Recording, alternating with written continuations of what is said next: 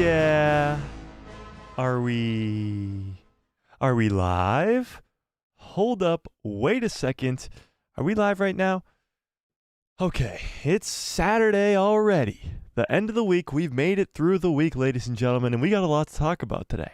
Something that actually has nothing to do with Star Wars is this Rebel Moon movie. Is it the next Star Wars? We're going to talk about all that. But there's also some Hayden Christensen news that if you see my video from earlier today that you will know all about. How we doing on this fine Saturday evening, chat? We got a lot to get into, so let's just dive right into all of this. What's up, guys? It's Mike, a guy who loves Star Wars. How we doing on this fine Saturday evening? How we doing? Chat, how we doing on this fine Saturday evening? Let me pull up the chat so I can see what you guys are talking about. We got a lot to talk about today. Hayden Christensen saying he wants to come back and play some more Anakin, where we think that that could play into things in the upcoming slate of Star Wars projects.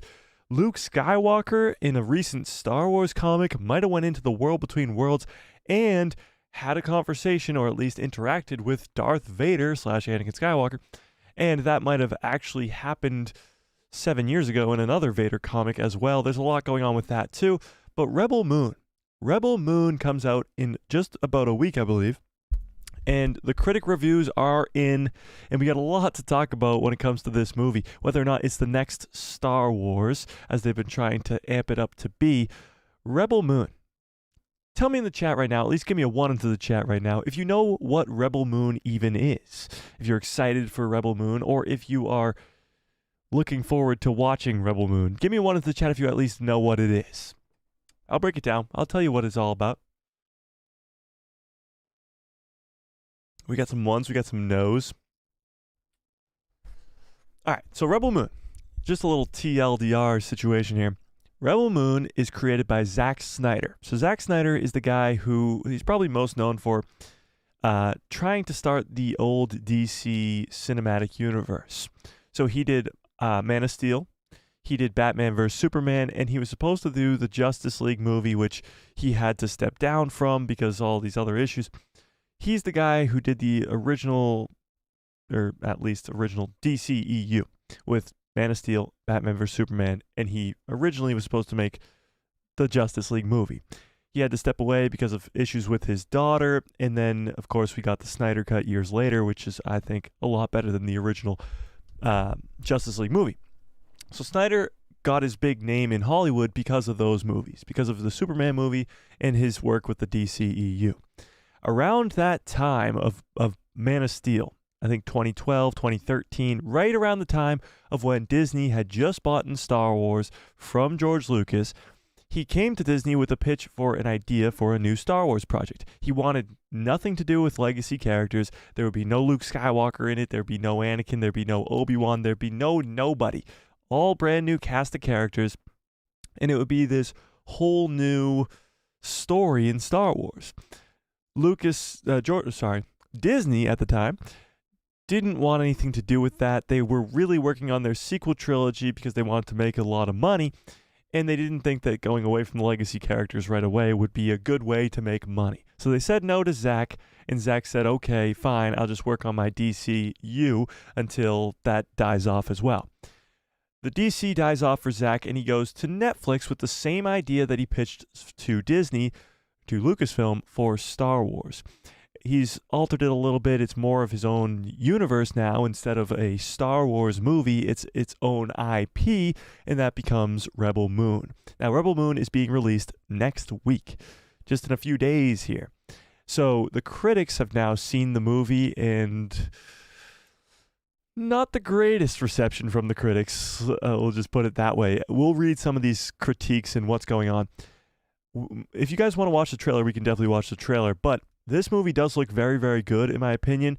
It looks very Star Wars-esque, and honestly, if it is good, I'm going to be quite bummed out that Lucasfilm denied Zack Snyder the chance to work on Star Wars, because Zack Snyder's an incredible director, incredible writer, and him working on Star Wars would have been awesome. So is this the next Star Wars? That still remains to be seen, but we're going to talk about it tonight. I want to know what you guys think about it. I want to know if you guys are excited for it, and I want to know what your thoughts are on this whole Rebel Moon. Okay? So let me see what you guys are saying in the chat.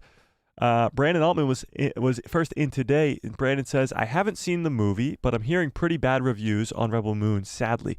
Yeah, well, you haven't seen the movie because it hasn't been released yet, Brandon. No, just kidding. But yeah, the reviews are out, and they are not good.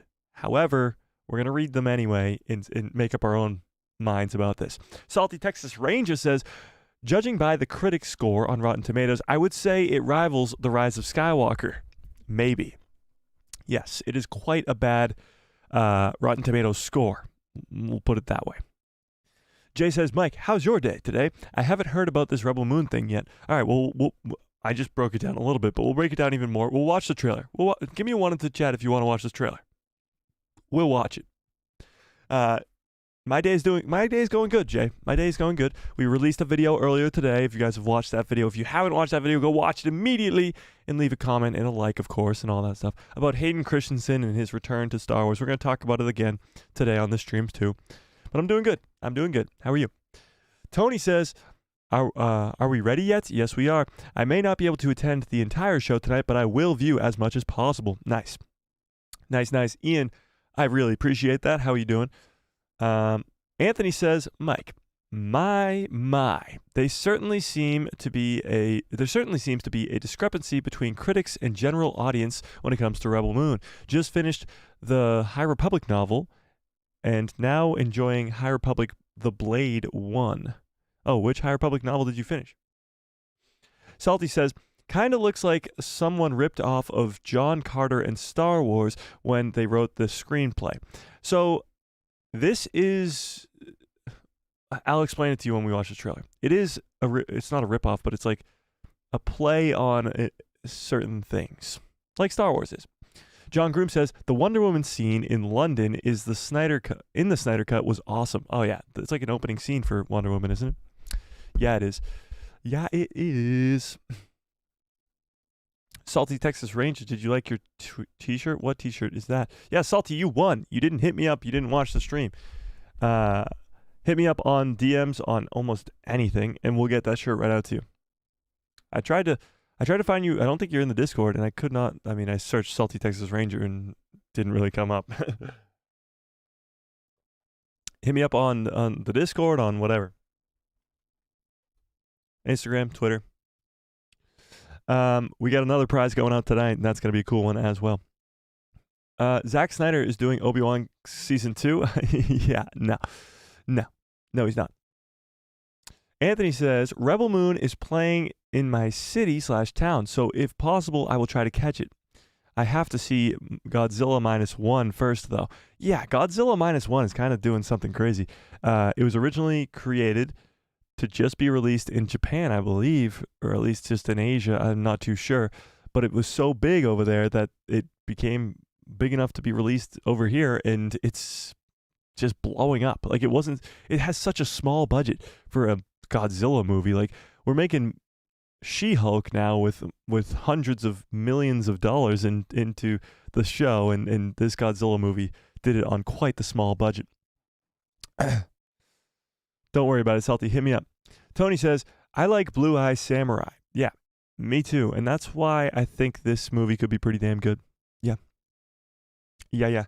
Anthony says, I just finished the middle grade novel, Quest for Planet X. Hint, they don't find it, but it exists. Weakest of the books I've read. The Blade is for adults, and it's excellent. Cool. Yeah, I still got to get back on that High Republic bandwagon for sure. Salty says, I was going to watch Godzilla -1 last week, but I had to go to work. Damn, Salty, that sucks. I love Godzilla. Who knows who Godzuki is? I have no idea. I liked watching the Godzilla movies, but I could not tell you any of like the lore or anything about Godzilla. But let's dive into this Rebel Moon news and such. So let's watch the trailer first. Let's do that first. Let's watch the trailer.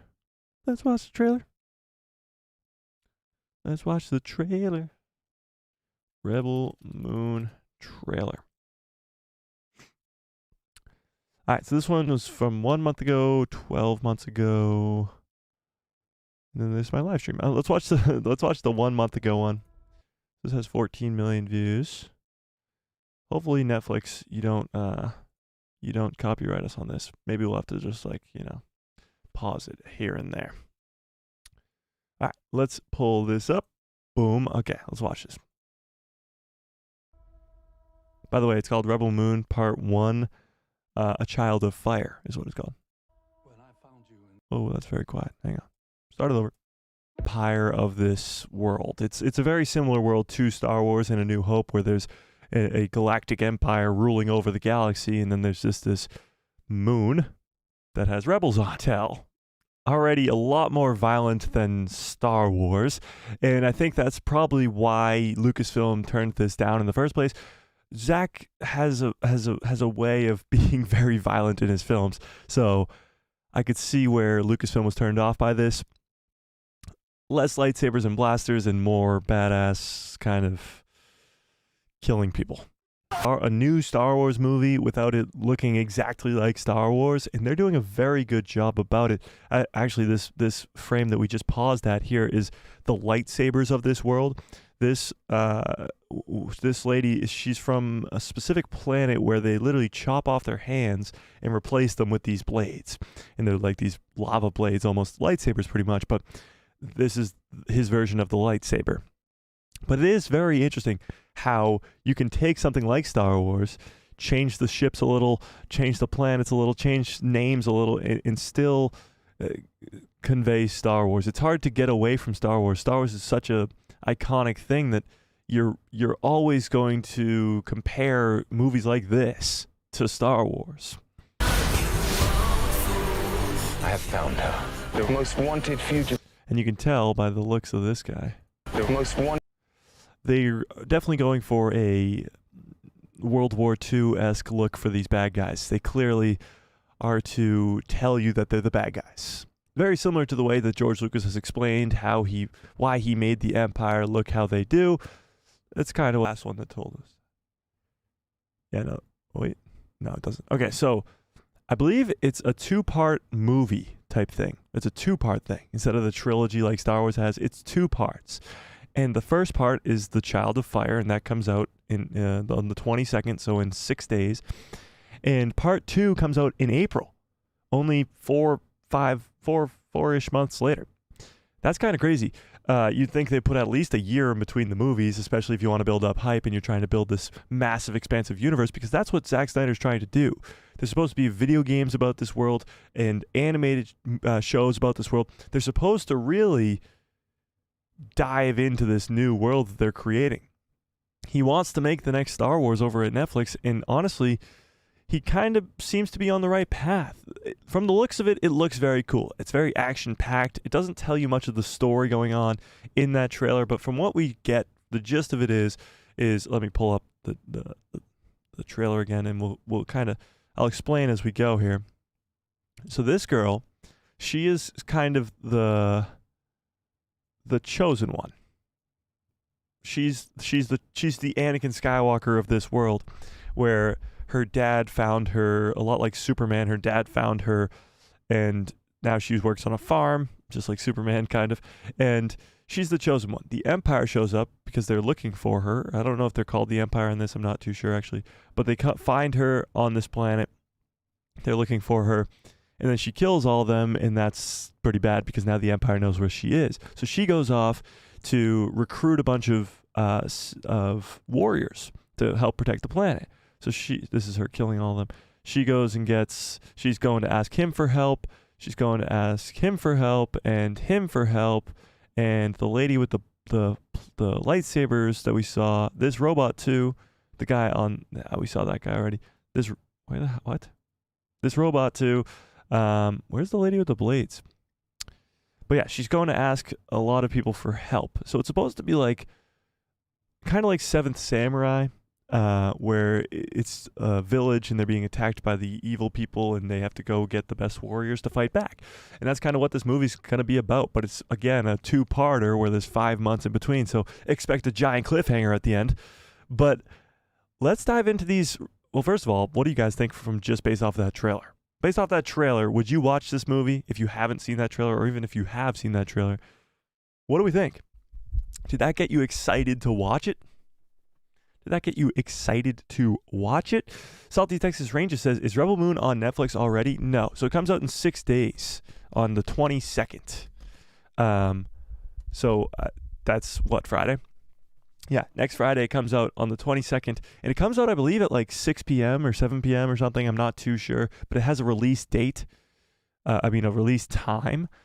So I'm guessing it's going to come into theaters. I mean, why wouldn't this be released into theaters? It sounds really dumb, honestly, to not release it into movie theaters. You're missing out on so much money if you're just going to release it on Netflix. That sounds really dumb to me. But as of right now, you can go watch it on Netflix on next Friday. So it's not out yet, but on next Friday, you can watch it on Netflix. You don't have to go to the movies and pay a bunch of money to go watch it at the movie theater. You can watch it at home, which is strange to me, but no, it's not out yet. John Groom says, there was a Godzilla cartoon in the late 80s/90s where there was a small Godzilla who lived with the humans in the show. His name was Godzuki. That sounds hilarious. Tony says, sounds like an RPG game. Lots of bloody killing. Not my style, but I'm willing to view the first episode. Well, it's not going to be a show. It's going to be a movie. But yes, I'm definitely eager to watch it. That's for sure. I am excited to watch it. I'm hoping it's going to be another big IP. I love these big IPs. I'm a huge fan of Marvel, not the current state of Marvel, but I am a huge fan of Marvel. I loved Loki season 2. There's hit or miss when it comes to Marvel lately, but Marvel phase 1 through 3 is incredible. Of course, Star Wars is why we're all sitting here and have all this stuff behind me, and I'm a guy who loves Star Wars. I love these big IPs, and when I can have an entertaining story in a lore-based IP, like I'm trying to create my own, of course, as we all probably are at some stage of the process, seeing stuff like this is very cool. Salty says, I see a lot of cliches. Strong woman beats the shit out of multiple guys twice her size. She's the chosen one of this world, so she's going to be like a very powerful being, you know? But there's no force or really lightsabers except for the lady with the blades for her hands. John Groom says, it does look really good. It does look really good, but unless the story is good, then it won't have any legs. Same as anything, really. That's true. And we're going to go over these reviews for this because it gets weird. It gets really, really weird because when you watch that trailer, you hear the story premise, you hear the cool world building that's supposed to be going on. It sounds awesome. But the critics absolutely shit on this. And what's interesting about that is we all know the prequel trilogy. 1999, Phantom Menace comes out. 2002, Attack of the Clones comes out. 2005, Revenge of the Sith comes out.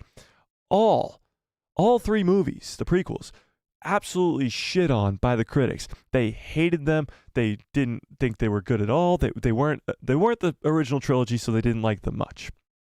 And maybe we're on the same path here. I mean, Revenge of the Sith got shit on by critics. Revenge of the Sith is incredible. It's a freaking masterpiece. So we'll see.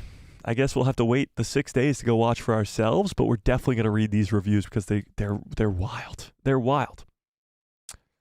Salty Texas Ranger says, kind of looks like Blade Runner / Dune. Yeah, that is actually a good comparison. It does have a Blade Runner meets Dune type thing because Blade Runner is more utopian type thing, and Dune is, of course, the desert, so it's kind of a combination of the two. But Dune came first. Let's be honest, guys.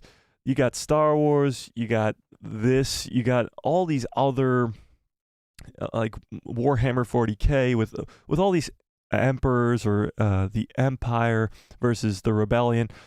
It all stemmed from Dune. Dune came first. We'll put it that way. Now, I'm not the biggest Dune fan. I liked the first movie. I'm looking forward to the second movie. I haven't read the books or anything like that, so I don't know my Dune lore. But when it comes to Star Wars, what I think pushes Star Wars apart from all these other IPs and other fantasy worlds and galaxies far, far away is the Force and lightsabers. So as much as people like to crap on fans who don't like Andor or don't like specific Star Wars projects because they don't have the Force or lightsabers, it's because that mythology of the Force is what makes Star Wars different from everything else. So it'll be interesting to see how Rebel Moon goes about that without the Force, because you can't just copy the Force. Although you can copy like a version of the Force, because the Force is really just a religion to an extent, you know? Anthony says, I'm absolutely shocked that Disney/Lucasfilm allowed Snyder to create these lightsabers, blue and red nonetheless, and depict them in a major cinematic project. Well, here's the thing, Tony, and I don't really know what, like, legal abilities they have to stop people from making lightsabers. You know, like, why can't you just go make a movie that has something similar to a lightsaber, a laser sword, as it were? It's just a sword with a laser instead of steel. Is that copyrighted? Like, what are the copyright or trademarks? Thank you, Sailor Mercury. Laser swords aren't trademarked by Lucasfilm. Well, there you go. How can you trademark something like that? You know, like, you can't just say you can't use lightsabers. However, if you do use lightsabers, then you're going to be called for copying Star Wars. And you have to use them in a certain way so that it doesn't, you know. Blaster free-for-all. No story in the trailer is tying to show.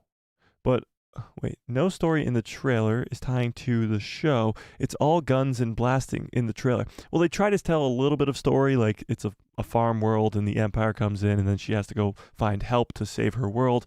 That's kind of being told in the trailer for the movie, but not really. Brandon says, did you see the critics score for Rebel Moon on Rotten Tomatoes? Yes, Brandon, and we're going to get into that in just a second here. Yes, I definitely did, and that's why we're having this conversation. Tony says, the mention of our universe 2 to 3 times. The world and spacecrafts look used. Yeah, well, that's kind of the gist of it. You want to have a used feel because you want it to be a lived-in world. You know, you want it to feel like it's been there for thousands and thousands of millions of years. You want it to feel lived in. That's why Star Wars, the original, A New Hope, is so good. It's a really lived-in world. You go into the cantina and you're like, holy crap, this is awesome. Yeah. Ian says, yeah, this doesn't sound right for Star Wars. That's true, Ian, but obviously it would be a little bit different if it was Star Wars. There'd be more lightsabers, there'd be the Force, and there would be probably a little bit less violence and a little bit more of the Star Wars-y feel. It looks pretty cool, actually. It does look cool. It does look cool, and that's why we're going to read these critic reviews, and we're going to be a little bit confused. Sailor Mercury says, no, it didn't interest me personally. Okay. Are you going to watch it, Sailor, or no? Not at all. Fearless, what's up? Says, hello there. Brandon says, it might be good, but Snyder's movies are either hit or miss. That's true. Snyder has made some duds of movies. Some that I haven't really even gotten around to watching, but when he does hit, he hits pretty well. Yeah.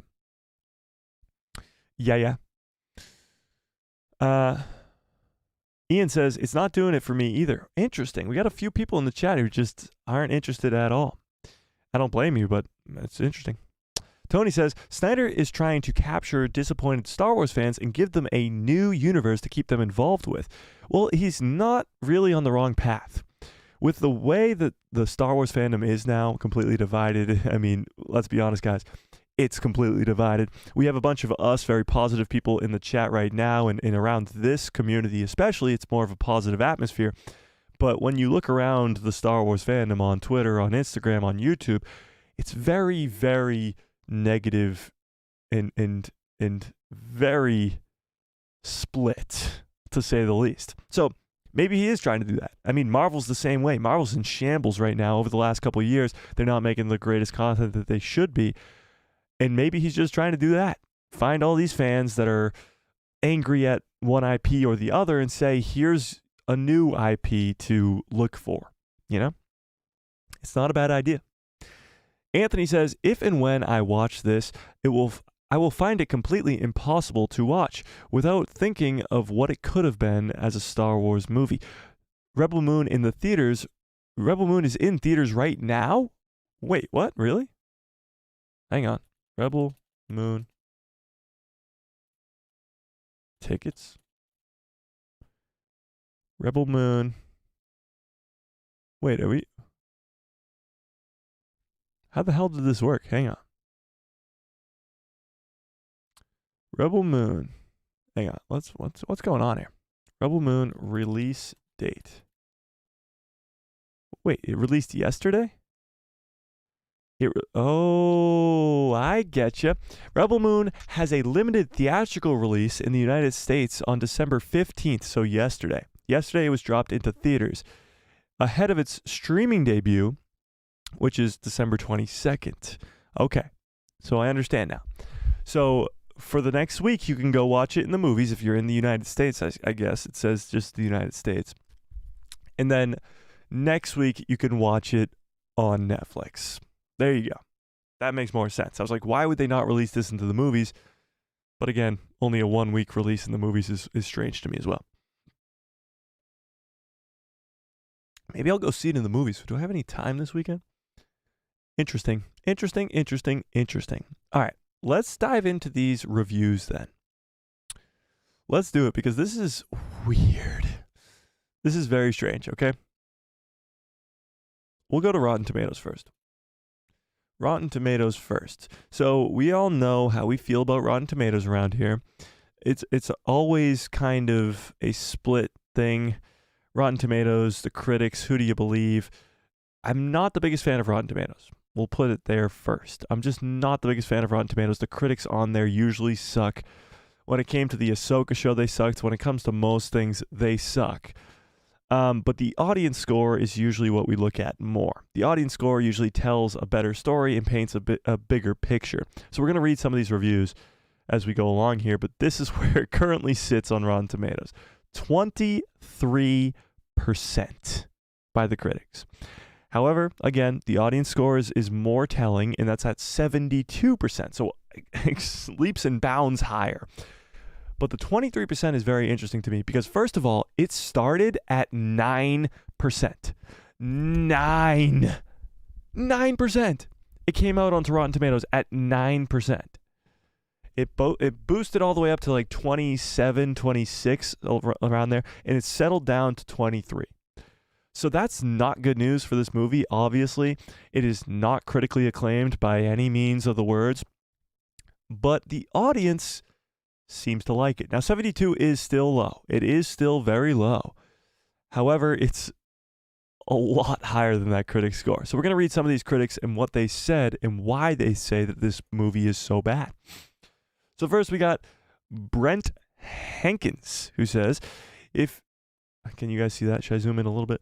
We'll zoom in. Better? It's a little better.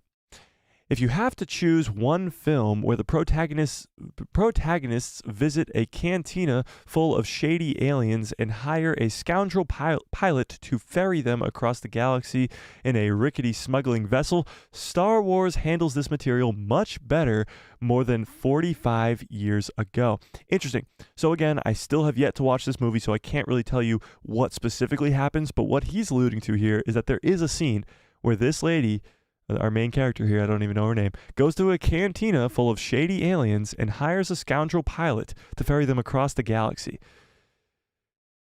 Wow. If that's really true, Zack, I'm quite appalled, honestly. You couldn't come up with something better than that? I mean, you couldn't at least switch it a little bit? But we don't know. I still haven't seen it for myself, but again, he does say that Star Wars handles that much better 45 years ago. Matt Rogers says, excuses will be made that it is the first of a two-parter, but you have to establish some connection to the story or the people populating it to ensure viewers will want to come back. And unfortunately, Rebel Moon does not come close to achieving that. Interesting. So, of course, I just said that earlier. It's the first of two parts, the second part coming out in April. However, what this guy's saying, he's saying that this, although it is just the first part, you got to establish some connections to the story or the people populating this galaxy for people to want to come back. And that's not what they achieve in this movie. Interesting.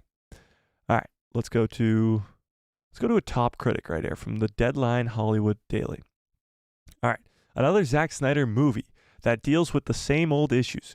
Quality production value with scatterbrained, incoherent storytelling. I feel like a broken record. So Zack Snyder is always, of course, very good at the quality of his production. There's incredible, I mean, we watched the trailer, there's incredible action scenes. The CGI looks fantastic. However, if it's scatterbrained and incoherent storytelling, you're going to run out fast. Like, the audience is going to not want to watch this because unless there's good story, they don't care.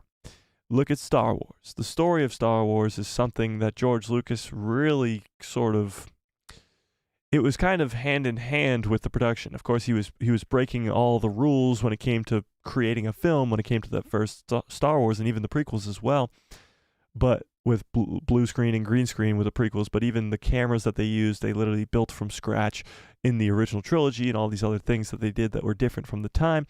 But the storytelling aspect is from George Lucas, and his storytelling ability is, quite frankly, incredible. Zack Snyder, on the other hand, is not as good of a storyteller. And what usually kind of helps him get away from that is the cool production value and the explosions and all the cool action-packed things. Now, again, still haven't seen the movie, just going based off of these guys, but that's very interesting. Okay, here's a guy who gave it a pretty good score. Fred Topel, of the United Press International, said, an entertaining filtering of science fiction and general storytelling tropes through the lens of the creator, Zack Snyder. I mean, that's pretty good. I mean, he didn't really say anything good or bad about the movie, except for that it was entertaining, and that it was pretty good general storytelling tropes. So, there you go. Let's see. Here we go. This person says, in the galaxy far, far away, a group of peasants seek the help of a rebel alliance in order to end an oppressive empire. Read full review in Spanish. So, I mean, obviously, there's going to be a lot of this. It's very similar to Star Wars. It's going to get this a ton. And especially if it has Star Wars-y type scenes like the Cantina thing, which was the first one that we read. It'll be very interesting to see how people kind of come after this movie. I'm not too sure, but we'll see. The person below that, Courtney Howard, says, what should have been an inspired homage to sci-fi classics comes across as crypt from cliff notes, scribbled down by a sleep-deprived student who only half paid attention in film class. It's a vapid byproduct of outsized ambitions. Wow. 1.5 out of 5. That's pretty harsh. I mean, to go after Zack Snyder like that is crazy. Dave Crow says, despite existing in a galaxy with thousands star systems and worlds, there is no sunlight in the thing, no charm, and it's an unrelenting, bleak cosmos that mistakes the lack of humor for the lack of life. Interesting. No sun, no whatever. The feel of Star Wars is more of an upbeat one because it's more made for the younger audience. This seems to be made for an older audience, at least just purely based off of the gratuitous of the trailer. What's interesting is the no sunlight thing. In a galaxy of thousands of star systems and worlds, there is no sunlight in the thing. Interesting. Here we go. Let's go with this one. Zack Snyder disappoints in a galaxy far, far away as his space opera franchise stumbles with a contrived start. Rebel Moon Part 1, A Child of Fire, is an uninspired mishmash of familiar themes, characters, and settings taken from classic blockbusters. Now, obviously, we're going to see a lot of this. It's taking what Star Wars did and what Dune did and what all these sci-fis do and making it his own. I think what a lot of these critics are kind of not detaching from is the fact that this is supposed to be derivative of those projects, of those classic blockbusters like Star Wars. It's supposed to be Zack Snyder's take on Star Wars, pretty much. And they can't really get past that. Let's find another good one. We'll go to this top critic first. William Bibbiani, sure, from The Wrap, says, a hugely expensive but uninspired Star Wars knockoff with some thrilling action sequences and some truly ugly moments with that taint the entire thing. Wow. That's a bad review. All right, here's some good reviews, or at least semi-good reviews from a few people here. Rebel Moon Part 1 is a solid sci-fi fantasy with Zack Snyder's artistic flair. It's familiar with its homages, with fresh in its visual language, while a strong start to the universe and untethered director's cut might just be the true prize. So here's the problem again. People are already asking for a Zack Snyder director's cut of this movie. That's not good. Already you're asking for a director's cut of a movie that was just released.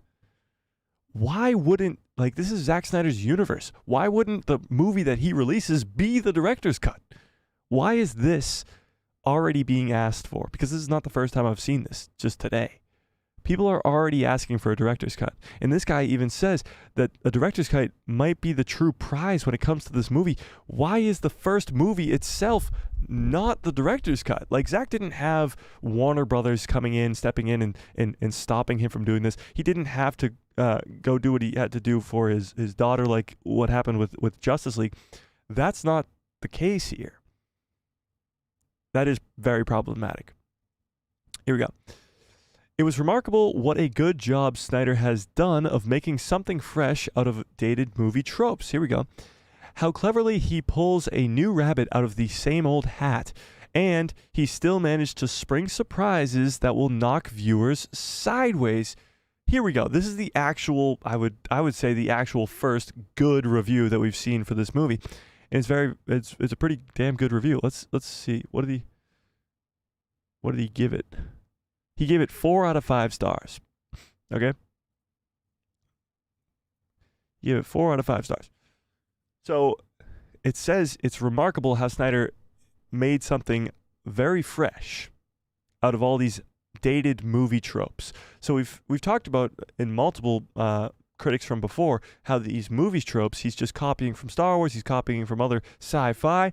But what this guy's saying, Jason Best from What to Watch, he's saying that Snyder took those tropes from those old movies and put a new twist on them, or a fresh twist. And how cleverly he pulls a new rabbit out of an old hat. Again, it's a very similar story than what we already know from before, and he's making something new about it. That's the first actual real good review we've heard. So let's go to Looper.com. It doesn't work entirely, but there's a thrill to seeing a movie operating on this scale that hasn't been sanitized, within an inch of its life. I don't really know what that's referring to, but I guess, sure. All right, we'll go to another top critic, and this will probably be the last one, I think. Yeah, we'll do this one more, and then if you guys want to read more later, we can. Simon Abrams says, Rebel Moon often looks more like an animated pitch for a movie than an actual movie with human characters. Yikes. Urgent drama, emotional stakes, and so forth. That does not sound good. Obviously, there's a lot of aliens going on in this movie. It's a very sci-fi-esque movie, so that could come off as a problem. I think what Star Wars did very well at the beginning was having puppets and having it feel like a human-esque being. And I wonder if with the CGI, if Rebel Moon won't come across that way. I'm just not too sure. We'll see. We shall see, but honestly, not the greatest. Let's see. Does audience, do people give reviews? All right, here we go. We'll read some audience reviews. Let's read some audience reviews because the audience gave it a 72. We'll read some good ones here, some 5 out of 5 stars right here. So Liz W. says, it's a whole new universe. Very magical and cinematic with lots of homages to classics. Can't wait for an extended R version, but this was so enjoyable and a great step up for part 2. Watch it. Oh, setup, sorry, for part 2. Watch it. Interesting. This person had a very good time with it and thought it was a very cool new universe with magical and cinematic stuff. Interesting.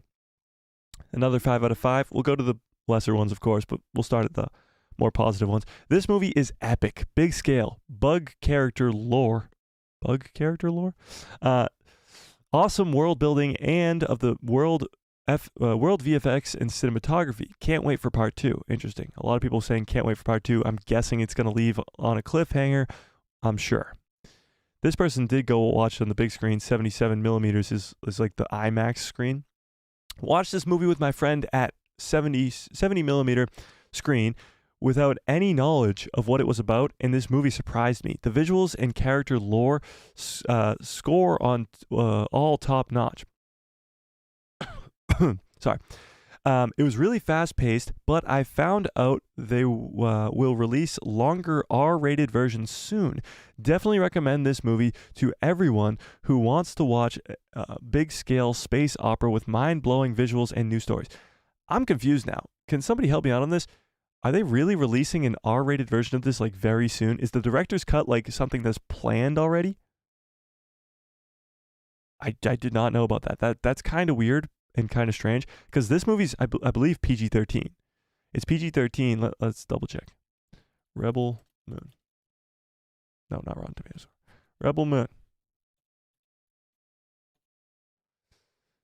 Is it PG-13? Where does it say that? PG-13? I believe it's PG-13. So there's going to be a rated R version that gets released later. Interesting. And by the way, IMDb gives it a 6.8 out of 10, which is a lot higher. These guys give it a 32%. All right, let's go back to that. All right.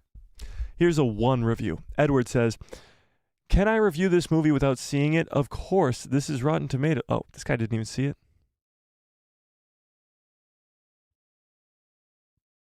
All right, let's read it anyway.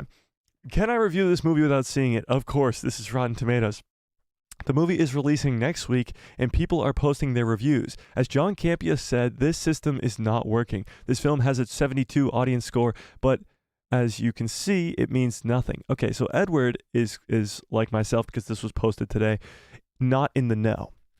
So, Edward doesn't know that this movie is released into theaters this week, and I didn't know that either, so he doesn't realize that people can review the movie because they've seen the movie. This person below him says, such a great movie, can't wait for director's cut. Again, I see Anthony just said, yes, the director's cut is already edited and planned to be released. That's weird. Weird, but kind of cool, I guess. I'm guessing the only difference between the director's cut and this cut is the rated R-ness. It's a word. This is pure cinema. All right, let's find some worse reviews. These are all 5 stars. Okay. What? Oh, that guy doesn't say anything. Had high hopes. Pointless. Okay, so saying a movie is pointless is like saying getting out of bed every morning is pointless. It's entertainment. Of course, it's there's no point to it. It's just to go get entertained. That's a bad one. Let's find some bad stars. Here we go.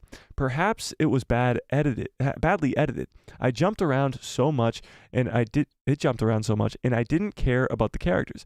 Couldn't knock the ambition though. Oh, couldn't knock the ambition though. So he's saying it was very ambitious of a task of a movie, but they didn't like the movie itself. It's unfortunate that I couldn't tell you one of the characters' names. They are that forgettable. I felt myself rooting for the movie to end towards the 1.5 hour mark. Not enjoyable. Good visuals though. That could be a big problem. Of course, he always goes for the visual aspects, but there's a lot of characters in this movie, a lot of main characters in this movie. And like the main character girl, but there's also supposed to be like 7 other samurai-esque people that she goes to recruit. And that's a lot of characters to understand their names. When it came to Star Wars, it was pretty easy. Luke Skywalker, you're not going to forget that. Chewie, Han Solo, very easy names to remember. Darth Vader, the Emperor. Like, those are easy names to remember, and they stick in your head. You see Darth Vader, and you're like, boom, that's Darth Vader. You know who it is, just off the looks of him. I think this movie's going to kind of have that problem where unless people are very committed to it, they're not going to know the lore or anything. And there needs to be stuff ready to go, which it seems to be that there is stuff ready to go. There's a game, I believe, in development. There's a show in development. And, of course, a director's cut apparently is coming out very soon. And part 2 is already set for April. All right, here we go. We got a 4-star. I really enjoyed it, yes. It was very, very fast-paced story, but it was very enjoyable. Sound effects were awesome and cast was great. The visuals and action was superb as usual. Thank you, Zack. Interesting. Let's find one more. Don't waste your time. Ooh. All right, here we go. Here's a middle-of-the-road person. Can I review the movie without... fucking... I hate you. A terrible movie with a notable lack of character development and boring moments. Well, this is going to be a big thing. Character development is huge. And not only that, world building is huge. And that's going to be fascinating to see how well they did this. So a lot of good reviews, a lot of bad reviews. Critics really did not like this movie. But the 72 on audience score is really drawing me to the theaters. It's only 2 hours and 15 minutes, which I can already guarantee you the director's cut is going to be at least 3 hours. I'm excited. I'm intrigued to go watch it. Going in with an open mind, knowing that these critics have already shit all over it. I'm going in with an open mind, but I'm curious to see what you guys think. Are you going to watch this movie first of all? And second of all, what are your thoughts going into this movie at this point? Because I really don't know what to think. Honestly, I'm going to go in with an open mind, not get my hopes too high, not get my hopes too low, and kind of just go in very neutral and watch it and see what I really feel about this new galaxy and this new world. Because I don't know. We'll definitely see. But I'm more intrigued to see if any of you guys either plan on seeing it in the movie theaters, waiting for it to come out next week. What are your thoughts? Let's pull it up. Should we pull it up? Are you going to watch Rebel Moon? Yes or no? You tell me. You tell me. Yes or no? I still think the 72 audience score is pretty low. 70s is like a good movie, not great, and they're striving for greatness, of course, with the first part of a new galaxy. But that 23 critic score is crazy. Crazy. All right, let's catch up on some chats.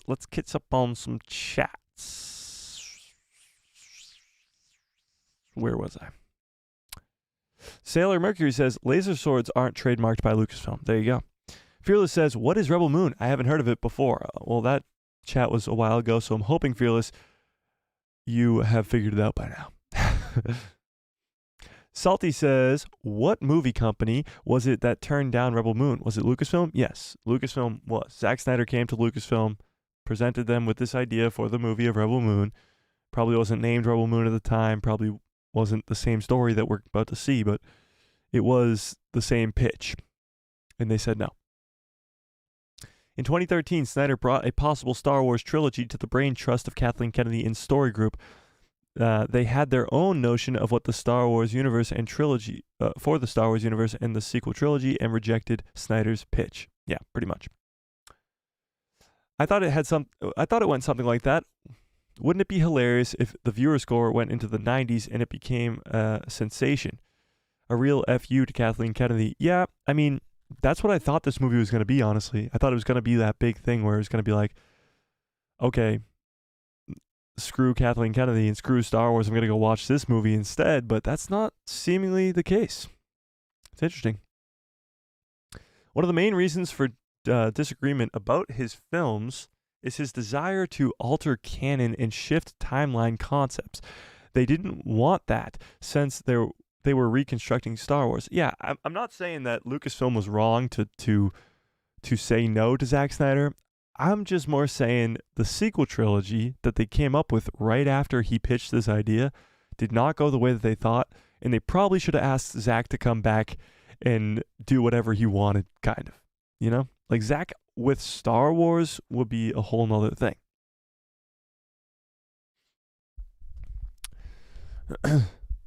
Anthony says, Mike, that's what I'm saying. This film comes across as derivative. An Imperium, a group of rebels, lava swords, another Seventh Samurai scenario, good versus bad, the fate of the galaxy on the line. Yeah, I mean, it just feels too much like Star Wars at this point. When you're creating a new galaxy, you have to create your own thing. And especially if you're gonna have a derivative story of Star Wars, you're gonna have to make it different enough that people don't get confused. Normie fans get confused very easily. And I'm sure many people are going to be like, Rebel Moon, lightsabers, Rebels, Empire, sounds like Star Wars to me. Yeah.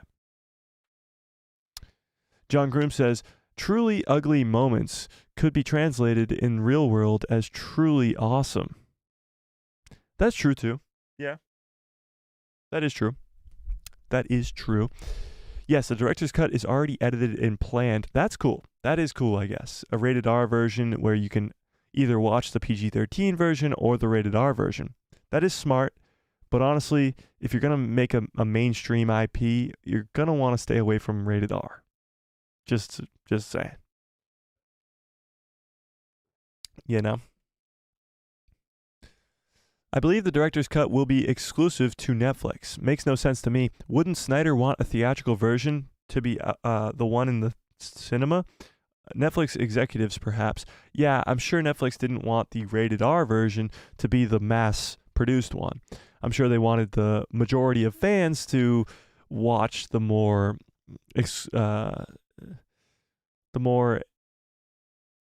inclusive one, is the word I was looking for. John Groom says, I'll watch it next Friday on Netflix and talk to you about it on Saturday. There you go, John.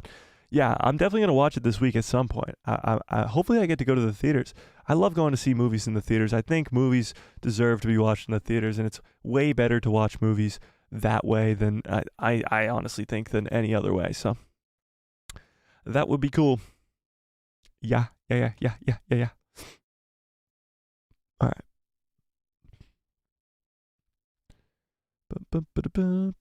Okay, so before we keep reading these chats, I'd like to show you guys what the giveaway is for today. So for all you members in the chat, and if any of you want to become a member, it's only 99 cents, and of course you get instant access to all of these giveaways that we've been doing over this holiday season. Today is the second to last giveaway. Tomorrow is the last giveaway, and we're making it a big one next Saturday. It's going to be a big giveaway, the biggest one to end it all off. And for, of course, the Christmas holiday. I'm going to try to get actually a special guest on that stream to hopefully help with that giveaway, and we'll see if we can do that. I won't give anything away just in case we can't get that to happen, but this is what's being given away today. Actually, there's multiple colors and all this other stuff, so you can get it in any size and in any color, really. Well, not any color. I believe the colors are, let me tell you, you got gray, you got black, you got a palish, like a whatever, and you got green, a dark green and a light green, a red, a blue, a gray, a white. So yeah, all your basic colors. Gray, black, white, green, blue, red. You can get it in any color that you want, in any size that you want. And of course, this is what we are giving away today. This is an awesome, cool Star Wars shirt. It's got Vader on the front with some stormtroopers and some AT walkers. It looks like an old vintage shirt with a Death Star up in the corner. It's very, very cool. You can get it in blue, gray, green, blue, red, whatever. All those colors, black, whatever, white, in all the colors that you want, in any size that you want. We're giving this away. We'll give this away shortly, but just wanted to tell you guys what we're doing for the giveaway today. So that's the giveaway. If you want to become a member today and try to steal that from all the people in the chat right now, that'll be quite funny, but it would also be the best way to support the channel. You get instant access to these giveaways if you become a member. You get the cool little lightsaber next to your name in the chat, and you get a bunch of other cool little things as well. Think about it. All right. Where was I? Fearless says, yeah, I got it now. We'll check the trailer out later. I'll probably watch it if I have my own opinion about it. There you go. Since it's coming out on Netflix, I'll be able to watch it. There you go. Exactly. A lot of people, it's going to be like an ease of being able to watch, and that's why they will watch it. And I think that's kind of a smart thing to do. A lot of people don't like to go to the movies anymore. It's a lot of money, and they don't want to really go do that and leave the house. If it's on Netflix, it's very easy. It's right in front of you, and you already can pull it up on your TV very quickly. Jessica, what's up? Jessica, what's up? Jessica says, different subject. Did you see the Entertainment Weekly rate Ahsoka Shadow Warrior episode as second best episode of all shows and episodes of 2023? Really? I did not see that. Entertainment Weekly rated episode 5 of Ahsoka, the Shadow Warrior, which is the one with Anakin and in the World Between Worlds, as the second best episode of all shows and episodes of 2023. What was number 1? Jessica, if you're still in the chat, what was number 1? I mean, that was an incredible episode. Anthony says, interesting. In many respects, it certainly was. It was one of the most significant pieces ever released in the Star Wars universe, that's for sure. That is an incredible episode for sure. Wow, we got 71% of you guys are going to watch this Rebel Moon. That's kind of crazy. That's more than I thought, honestly. That's more than I thought. All right, should we switch gears a little bit here? Let's switch gears into the Anakin news. Okay, so I released a video today. Give me a 1 into the chat if you watched my video on Hayden Christensen today. I released it, I believe, at like 12 p.m. or something like that. What do we think? Did you watch it? Give me a 1 into the chat. Fearless says, I'll go to the theaters to watch the next Star Wars movie. Yeah, me too, for sure. 100%. Give me a 1 into the chat if you saw that video. And if you haven't, what the hell are you waiting for? Go watch that video. Drop a like and a comment, of course. But that video dives into this news, but we're going to dive into it even more right now live because this is kind of crazy. Hayden Christensen talks about not only wanting to come back and play the character of Anakin again, but he also says, he also talks about his time with the Ahsoka show. Now, I didn't really go into the Ahsoka show stuff in that video. It's more about where we could see Anakin next. So we're going to talk about both instances, but yes. Yeah, for sure. Jessica says, number 1, the after party. Travis? What? Number 1 on the list of the best episodes of the year is the after party? Travis? Is that even English? The after party is a series? After party, Travis. The after party, Travis episode. The After Party is the show, and Travis was the name of the episode. What the fuck is The After Party? It's a comedy crime mystery. What? I've never even heard of this. Have you guys heard of this? Actually, the cast is kind of loaded.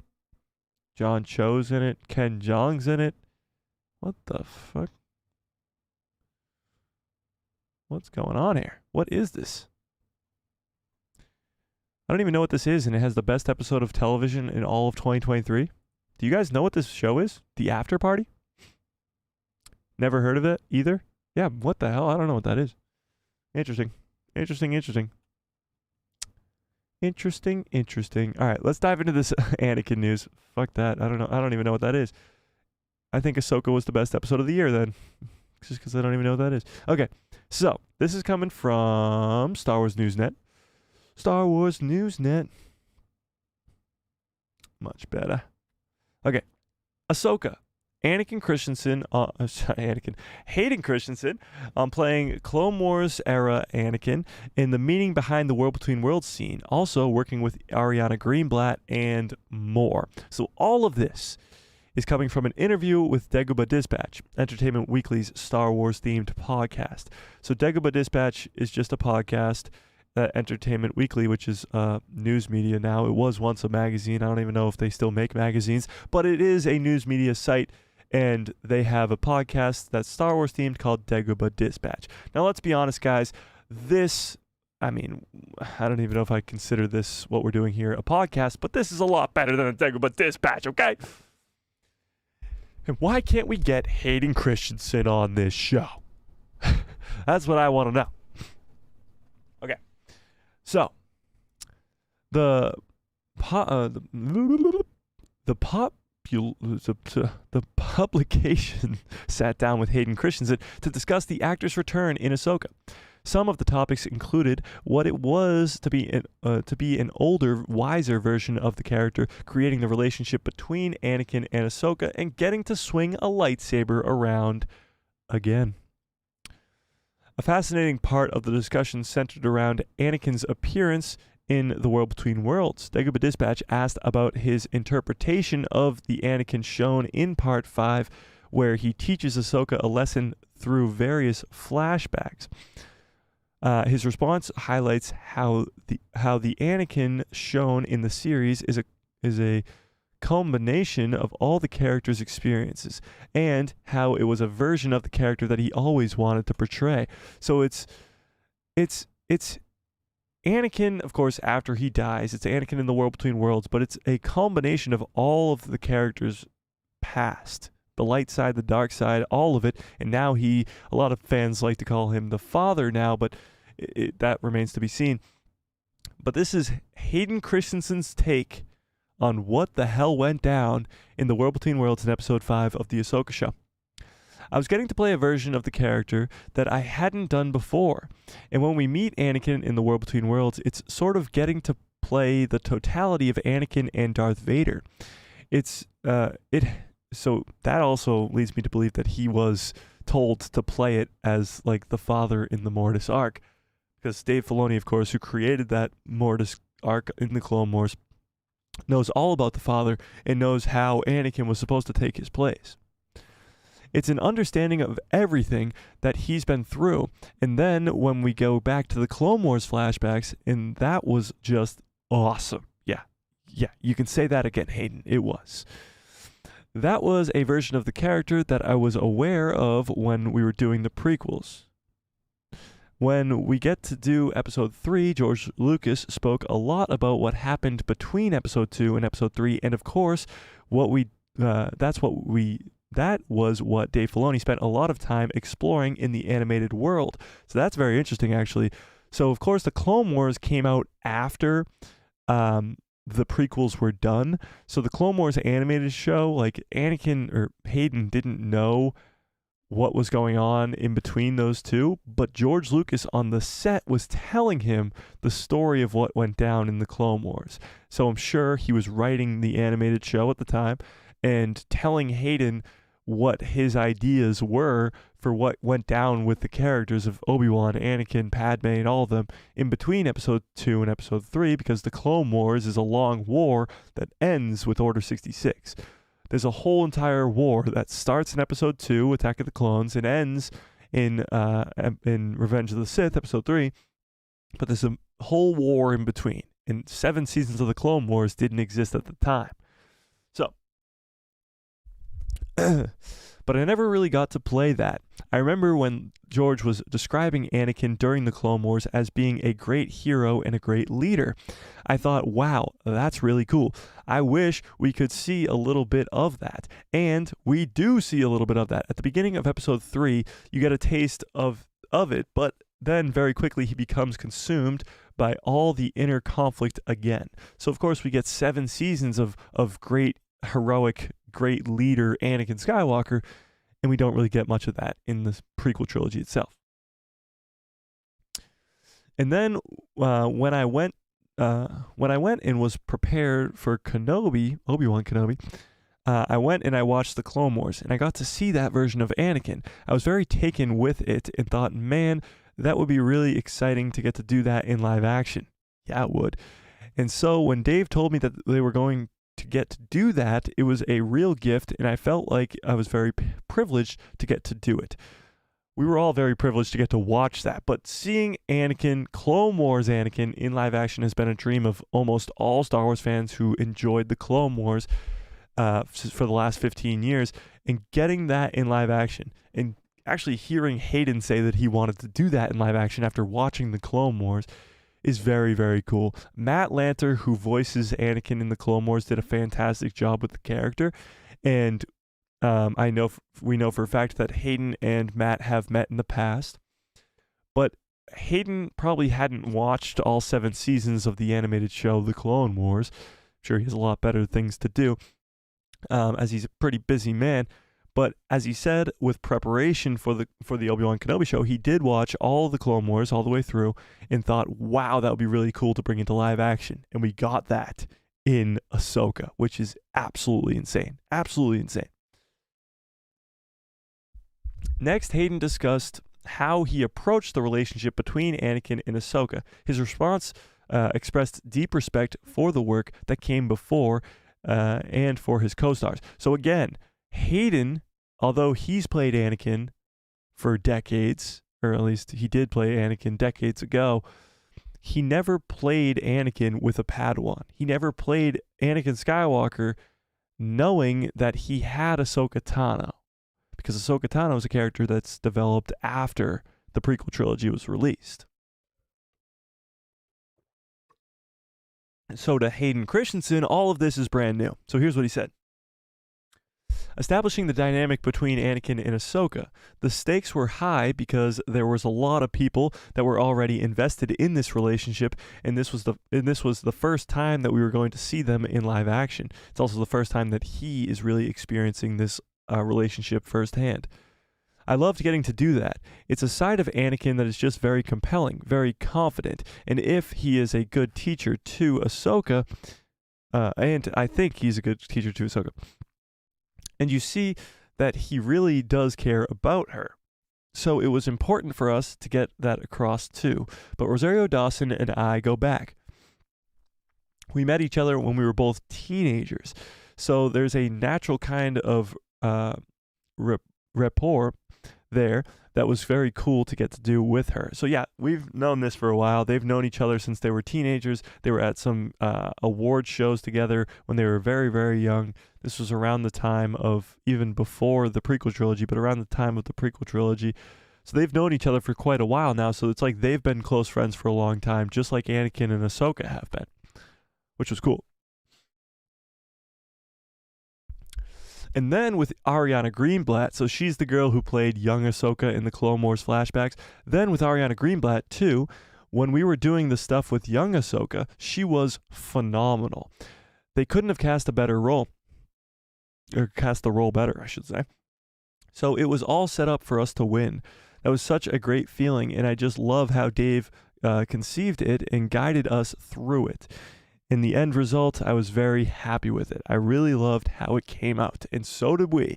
But it is very interesting because Ariana Greenblatt just gets thrown in there. She's only in there for like a few scenes in that 5th episode, but she has to do training for the character. She has to know who the character is, watch the Clone Wars, understand who Ahsoka is, understand what role she's playing. Now, I don't really know if Ariana is a big Star Wars fan herself. I don't really know for sure, but she came in and she was badass. She got all the training down very, very easily.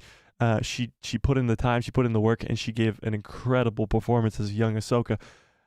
So many fans have in their own mind who Ahsoka is through the Clone Wars. We have so much experience with the character through 7 seasons of Clone Wars, 4 seasons of Rebels, a season of The Mandalorian, and now a season of Ahsoka. We know who the character is, and Ariana is just thrown in there just for a few scenes, and she does it so well. This is, of course, the two of them standing on Mandalore. So lastly, Hayden Christensen discusses his excitement over getting the chance to do more live lightsaber action sequences. He expresses his childlike glee that he had when he discovered the script called for it, and how appreciative he was to be able to do it. I mean, any chance I get to swing a lightsaber is an awesome opportunity. When I was reading the script for the first time of episode 5, I was like a giddy little boy. I was like, oh, I'm going to get to do this awesome action, and I couldn't sit down. I was pacing around the room just reading the script, and I remember putting it down halfway through, and I messaged Dave, and I was just thanking him profusely. So we all know that Hayden Christensen is quite the fanboy himself. He loves Star Wars. He has since he was a kid. So when he got the role of Anakin, he was kind of that sort of first fanboy-ish kind of person to get a role in Star Wars. Very similar to John Boyega, except what they did with his character is very different from what they did with Anakin. But But John Boyega is a very big Star Wars nerd. So is Hayden. So any chance he gets to swing a lightsaber is very, very fun for him. And he was reading the script for this episode and was texting or messaging Dave Filoni, thanking him, because this is quite the experience that he had with this episode. With the Hollywood strikes now over, many of the stars in Ahsoka are finally getting the chance to speak out on the work that they did on the show, including Iman Esfandi and Diana Lee Insanto, who spoke on what it was like joining the Star Wars, joining the show. Actress Natasha Liu Bordizzo and Ivana Sakno also had an opportunity to speak about their time with the show, including their chemistry between their characters. It is nice that the strikes are over, and now that these actors can really speak freely about their experiences. Hayden's, of course, is the one that we look forward to the most, as he came back to the role of Anakin, and everybody loves Anakin, and everybody loves him. But that's very, very cool. Seeing the way that Anakin, or Hayden himself, views the way that Anakin was portrayed in the Ahsoka show, just his happiness with being able to play the role again. Now we're going to get into what he says about wanting to come back. Because he does. He wants to play Anakin more. He got the bug. He hasn't played the character in 17 years. He comes back for Kenobi and then comes back for Ahsoka, and now he wants to play more. Now the question becomes, where would we get to see more of Anakin in upcoming Star Wars projects? And that's something that we'll have to discuss together.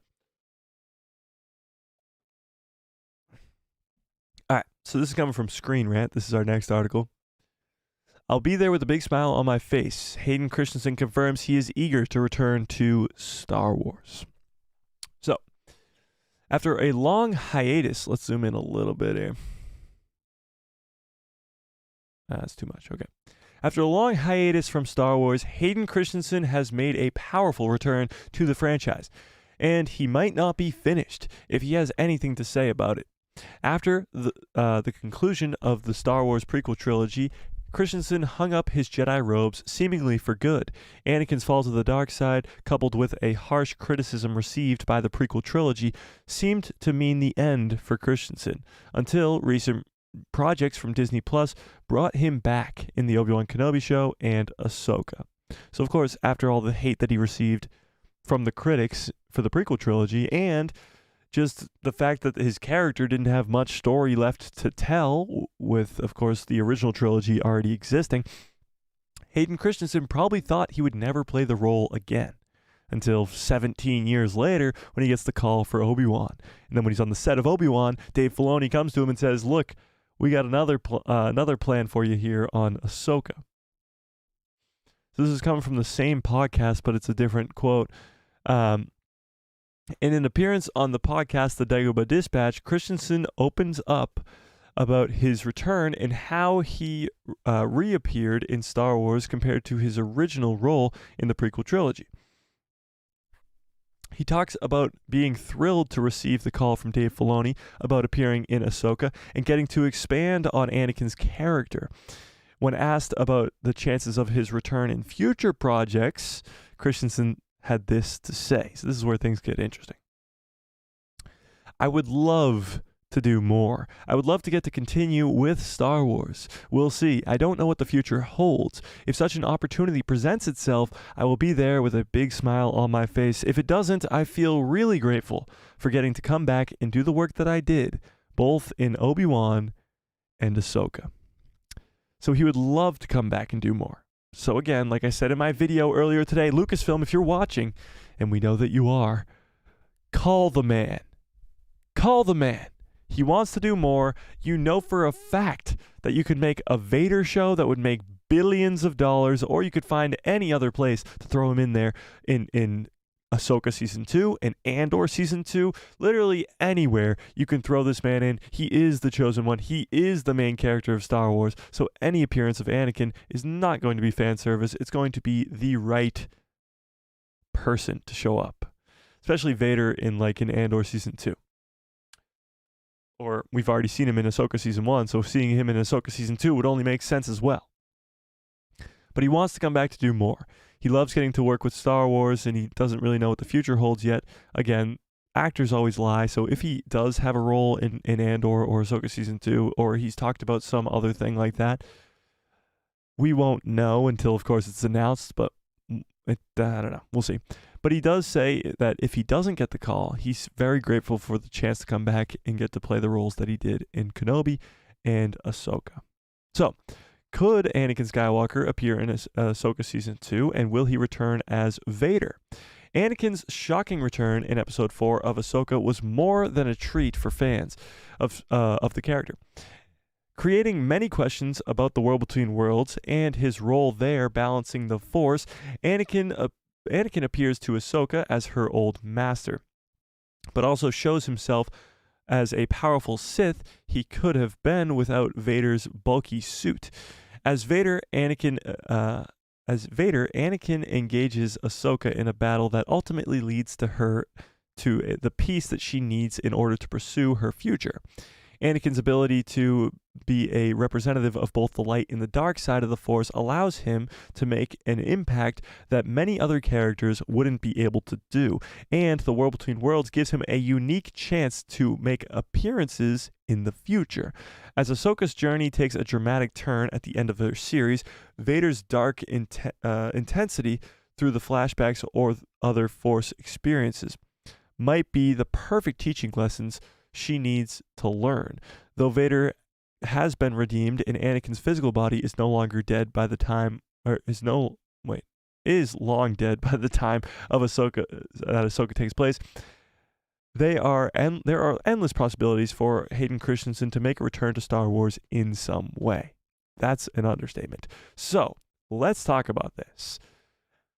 Where could Anakin show up next? First of all, would you want Anakin to show up again? And if so, where would you want him to show up next? Let's end this last poll and let's start up a new one. Let's see if the math is mathing on this poll. It is not, but that's okay. Are you going to go watch the Rebel Moon? 62% of you say yes to 37 saying no. Let's start up a new poll that says, do you want more Anakin? Yes or no? Just do you want more Anakin, first of all? And if so, where would we see him next? Because with the current slate of Star Wars projects, with Skeleton Crew and Acolyte and Bad Batch and even Andor Season 2, which it's possible you could see Vader in there for like a split second or something. The Mandalorian Season 4, even the movies, the Rey movie, the Mandoverse movie, the Dawn of the Jedi movie, none of these projects really have the chance to have Anakin involved. And that's not like the end of the world. Anakin shouldn't be in everything that gets released. But if we want Anakin to return, or even Vader to return, where could that happen next? And in my video, I touched a little bit upon a Vader show, because a lot of fans have been begging for a Vader show for the last literally decade, or probably even since the original trilogy came out, let's be honest. A Vader show. But more recently, the show would be in between the prequels and the originals. And it would follow Vader at his peak as he's hunting down Jedi who survived Order 66. And he's really just showing his full dark side abilities on the galaxy, while also trying to bring back Padme from the dead. That's always something that Vader's trying to do in the background. It's always something that Vader is attempting during the time between the prequels and the originals, is trying to bring back Padme from the dead. It's the whole reason he falls to the dark side in the prequel trilogy. It's to save Padme, and he doesn't get to do so, but with the dark side abilities that he now has, he's trying to resurrect her from the dead. A lot of this is explored in Star Wars comics. Vader comics that have been released since 2016, 2015 have been trying to follow this story of Vader in between these time periods and trying to resurrect Padme and killing a bunch of Jedi who survived Order 66 and all these crazy cool things with Vader, because Vader is freaking cool. Seeing that in live action would be amazing, and I don't think any fan would complain about it. Here's the thing. Fans want a few things. They want Darth Plagueis, they want a young Palpatine, they want Darth Revan, they want a Vader show. The things that they don't ask for is what they receive. Now, that can be a positive, like The Mandalorian. It's a great show. Andor is a great show. We didn't ask for those. Then you can have more of a negative. Nobody was asking for a book of Boba Fett, and a lot of fans are very split down the middle on that. Not a lot of fans were asking for an Obi-Wan Kenobi show, and that was kind of a split thing as well. A Vader show is always something that's been asked for, and it's not something that you can really get wrong either. There's not a lot of canon that you have to hang on to when you're having Vader go around the galaxy and be badass. Like, there's not much you can do wrong with that. You know all of the, or you don't really know all of the Jedi that survived Order 66, but you know a lot of Jedi who survived Order 66. Those Jedi, even in the comics, it's already written for you there, but we'll see. Like, they could allow, all right, we're going to go a little bit too crazy right here because I don't like this theory, but everybody loves this theory. Mace Windu survives the fall. Okay, everybody loves the theory. Star Wars theory, shout out to Star Wars theory. He, of course, made his fan film about that, Mace Windu surviving the fall. A lot of fans have always theorized, what if Mace Windu survived the fall? Imagine a Vader show where he's hunting down Mace Windu. Not even just Mace Windu, other Jedi as well. Cal Kestis. Like, you can have a whole crossover of different media, from comics to novels to games. All those cool scenes where he goes face-to-face with Cal Kestis. All the cool comic panels where he's hunting down Jedi, where he goes to Padme's tomb. All this cool stuff could happen in a Vader show, in live action. Here's the thing. As much as people like to crap on Disney Star Wars, they do one thing extremely well, more than they do anything else well, is Vader. Vader, from comics to books to shows to games to movies, he's incredible. He's amazing in Rogue One. He's amazing in Jedi Fallen Order, Jedi Survivor. The Vader comics have been running for like 7 years now, and he's incredible. What else is Vader in? Kenobi. He is the star of the Kenobi show. He is. He's the best part of it. They do Vader extremely well, because with Vader, less is more. Now, a Vader show, of course, would be a lot of Vader, so maybe not, but less is more when it comes to Vader, and they do it extremely well. Rogue One is not about Darth Vader. He shows up at the end, has the most insane hallway scene. By the way, today is the 7-year anniversary of Rogue One, so if you're planning on watching a movie later tonight, make that movie Rogue One. 7th year anniversary of Rogue One. So, yeah, there you go. But what do you guys think? Let's see what the chat's saying. By the way, this poll is sitting at 100% yes. Everybody wants more Anakin. Let's see what you guys are saying. All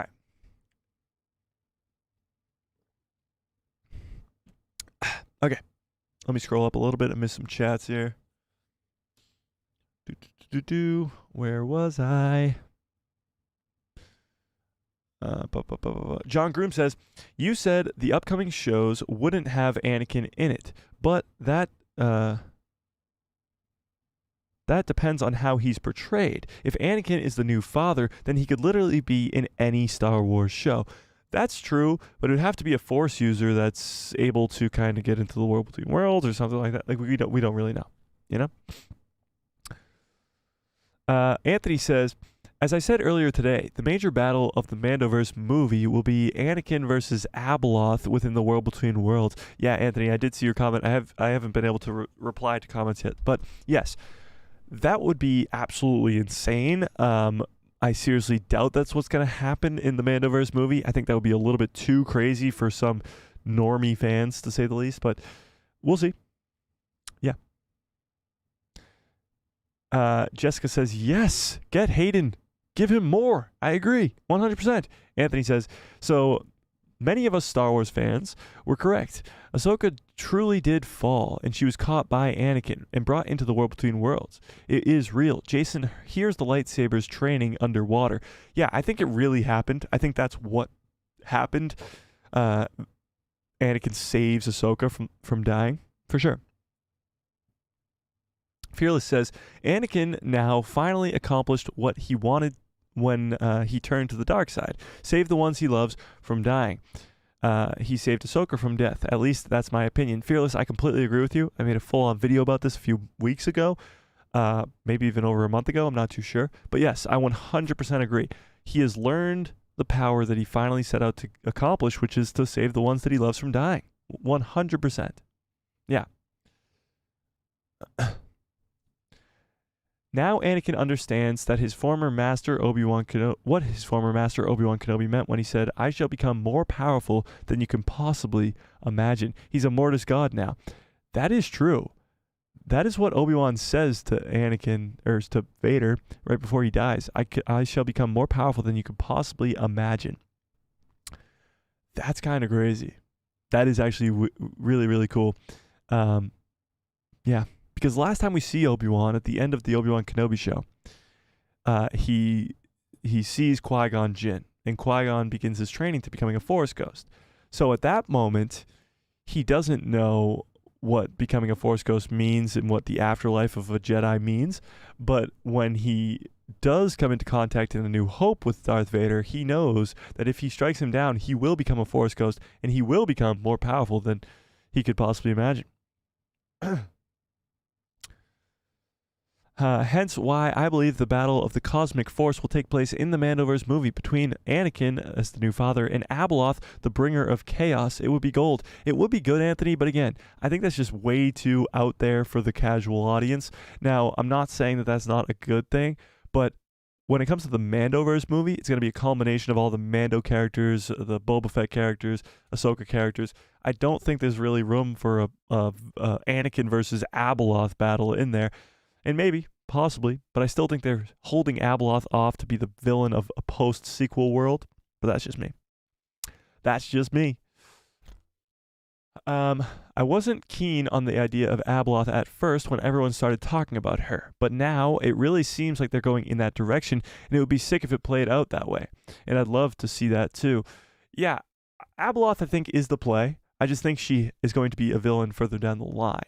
I think the Rey movie is missing a massive thing, and that is called plot, because we don't know what's going to happen in the movie, and all we have to go off of right now is that it's about Rey, and that's not very appealing to most fans. So having a villain be introduced, and if that villain is Abeloth, that will be good news. Having Finn come back and maybe some Ben Solo action in there, and who knows. Getting that explained to us will be big. Really big. Yeah. Anthony says, I wonder, considering what happened in the Disney sequel trilogy, does Kathleen and Story Group think that Anakin Skywalker is the most powerful character in Star Wars, or Rey? I certainly hope they know that Anakin's still the chosen one. I think they've made Rey out to be stronger, but I think that has to do with the dyad of the Force as well, and there's a lot going on there. So, yeah. Yeah. Salty says, I gave my son, born in 2006, the middle name Hayden because my ex-wife forbade me to name him Luke. She has no idea what I did. That's fucking hilarious, Salty. That is so funny. That is really, really funny. And tell Hayden, because I only know his middle name, I say hello. Fearless says, hell yeah, I want more Anakin, but in doses. I don't know what I'm reading, but in doses if it fits into the story. Yeah, you gotta bring him in correctly. Again, I think Disney has done a fantastic job with Vader thus far, and continuing to do more Vader is always good news. So yeah. Jessica says, seeing Anakin in Andor or Ahsoka Season 2. I think those are probably your best bets. I wonder, do you guys think we'll see Vader in Andor Season 2? I wonder how crazy they're going to go with Andor Season 2. Because, we could get Krennic, we could get K2. We know we're getting K2SO. We know that for sure. But could we be getting Krennic and Vader and the Death Star and all these other things that should be involved? Because the Rebellion doesn't really know about the Death Star, but that doesn't stop us from seeing the Death Star, because we see the Death Star at the end of Season 1 of Andor. But the Rebellion does know about Vader. They know that for sure. So it'll be interesting. It'll definitely be interesting. Anthony says, honestly, Mike, I'd be rather shocked if Andor features even 5 minutes of Lord Darth Vader in its storytelling. Tony Gilroy doesn't care for the Sith or Inquisitors. Star Wars Underworld. Oh, you want the Star Wars Underworld? Star Wars Underworld would be pretty cool. Yeah, and then you could add Vader onto that. Yeah, Tony Gilroy doesn't really want. He's a good storyteller. Let's put it that way. He's a good storyteller, but he doesn't really know the lore of Star Wars, and he doesn't really care to know. So he's kind of an enigma because usually I don't like those kind of guys. I would rather somebody who loves Star Wars to be writing the Star Wars content. However, now that you have Dave Filoni in the position that he is, he can be the guy who throws in all those Easter eggs and all those lore-based things in the Andor show while Tony Gilroy is writing a fantastic piece, Fearless says, everyone wants a Vader show, but Mike, I bet you they'll find something to nag about and they will hate it. Oh, you're saying if we do get a Vader show, they'll find something to nag about? Yeah, there's always people who are going to complain. Always. You could make like the greatest thing ever and you're still going to have some haters. That's bound to happen. It's just what's going to happen. Not even with Star Wars, with anything, you're going to have haters. So you can't listen to them because haters are going to hate, always. Mainly Minimal, what's up, says, just joined. Where do we think that we will see more Annie? Where do I think? I think Andor's probably a bad bet. I think Vader could show up, but it would be like one scene, and I don't think so. Ahsoka Season 2, even still, doesn't really give me that much hope to see Anakin. I think it would have to be a new project that gets announced, because the current slate, no, I just don't think it's possible. Not in Skeleton Crew, not in Acolyte, definitely not in Bad Batch. I don't know. I don't. I think it will have to be in something that's newly announced. And honestly, there's going to be new projects announced. There's some stuff that we're getting right now that we had no idea a few years ago that we were going to be getting. Skeleton Crew and Acolyte are probably the two that come to my mind. Even Tales of the Jedi, like these new projects that we didn't know that we wanted that we want. And maybe that's something that we receive when it comes to more Anakin. There's always the chance of Obi-Wan Kenobi Season 2, which Ewan McGregor really wants badly. I think a lot of the fandom doesn't want that. I think it's a bad idea, but it's a possibility.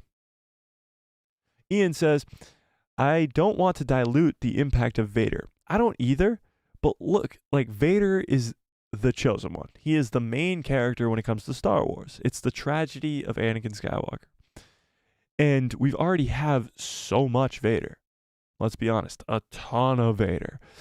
In the original trilogy, but mostly in comics. Like, there's a ton of comics, Vader comics. It's been a run of Vader comics for 7 years now. So there's a lot of Vader comics. But when it comes to Vader in live action, there's not that much. There's really not. You have the original trilogy, and you have Kenobi. That's it. Because Vader is Anakin. For all the prequels, even in animation, he's Anakin in 7 seasons of the Clone Wars. He's usually Anakin. There's not much Vader.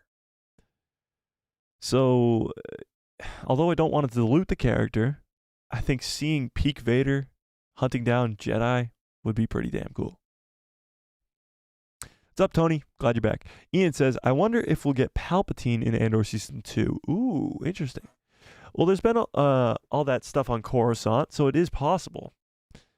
I wonder how much they'll kind of go with Mon Mothma, Because here's the thing.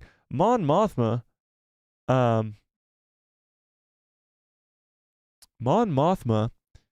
we've seen from behind-the-scenes images for Andor Season 2 that they're going to be on the Yavin 4 base.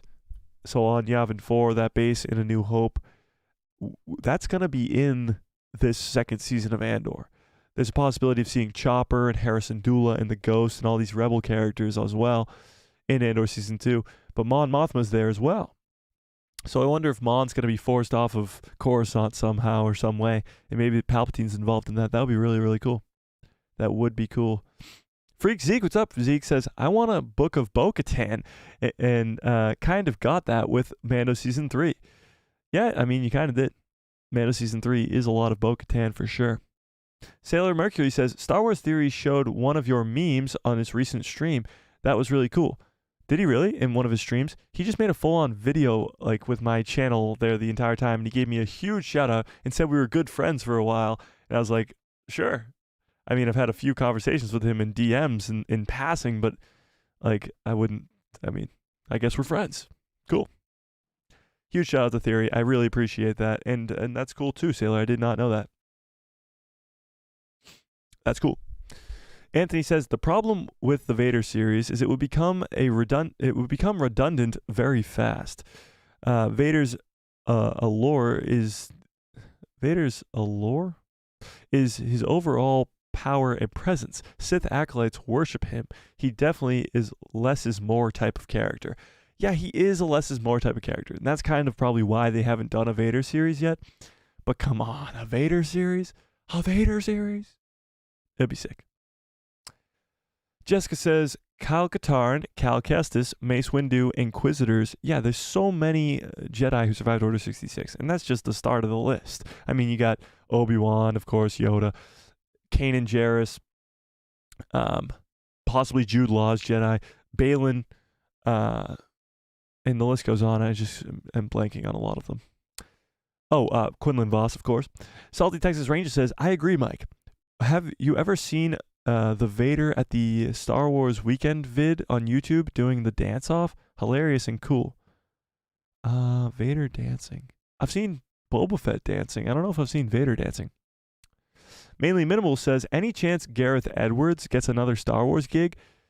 I mean, it's possible. For sure. I mean, he did such a good job on Rogue One. I don't know. We'll see. We shall see. Is it possible to see Vader in Andor Season 2? It is definitely possible, but I think it would be like one brief scene or just maybe a little bit of Vader, but nothing too crazy. I don't know if Andor ever comes face-to-face with Darth Vader. That's not really something that's explored in Rogue One, so I'm not too sure.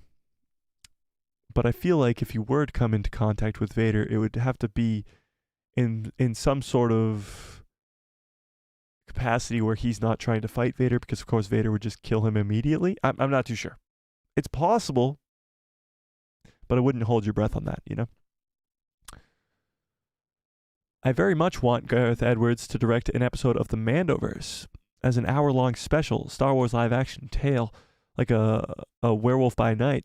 He's got the passion like the creator. I still haven't seen The Creator. Have you guys seen The Creator? The Gareth Edwards movie that was supposed to be like a futuristic thing. I have not seen that, but yeah. Yeah. Anthony says, of late, I've been hoping that the Mandoverse, or somewhere in that time period, features Sith acolytes, causing chaos and having visions of Lord Vader. I know, you don't really get much of the Sith or any really Force, like the Church of the Force or any of that stuff in this Mandoverse. And obviously it's Mando and he's a bounty hunter, so he's not really related to that stuff, but yeah, we'll see.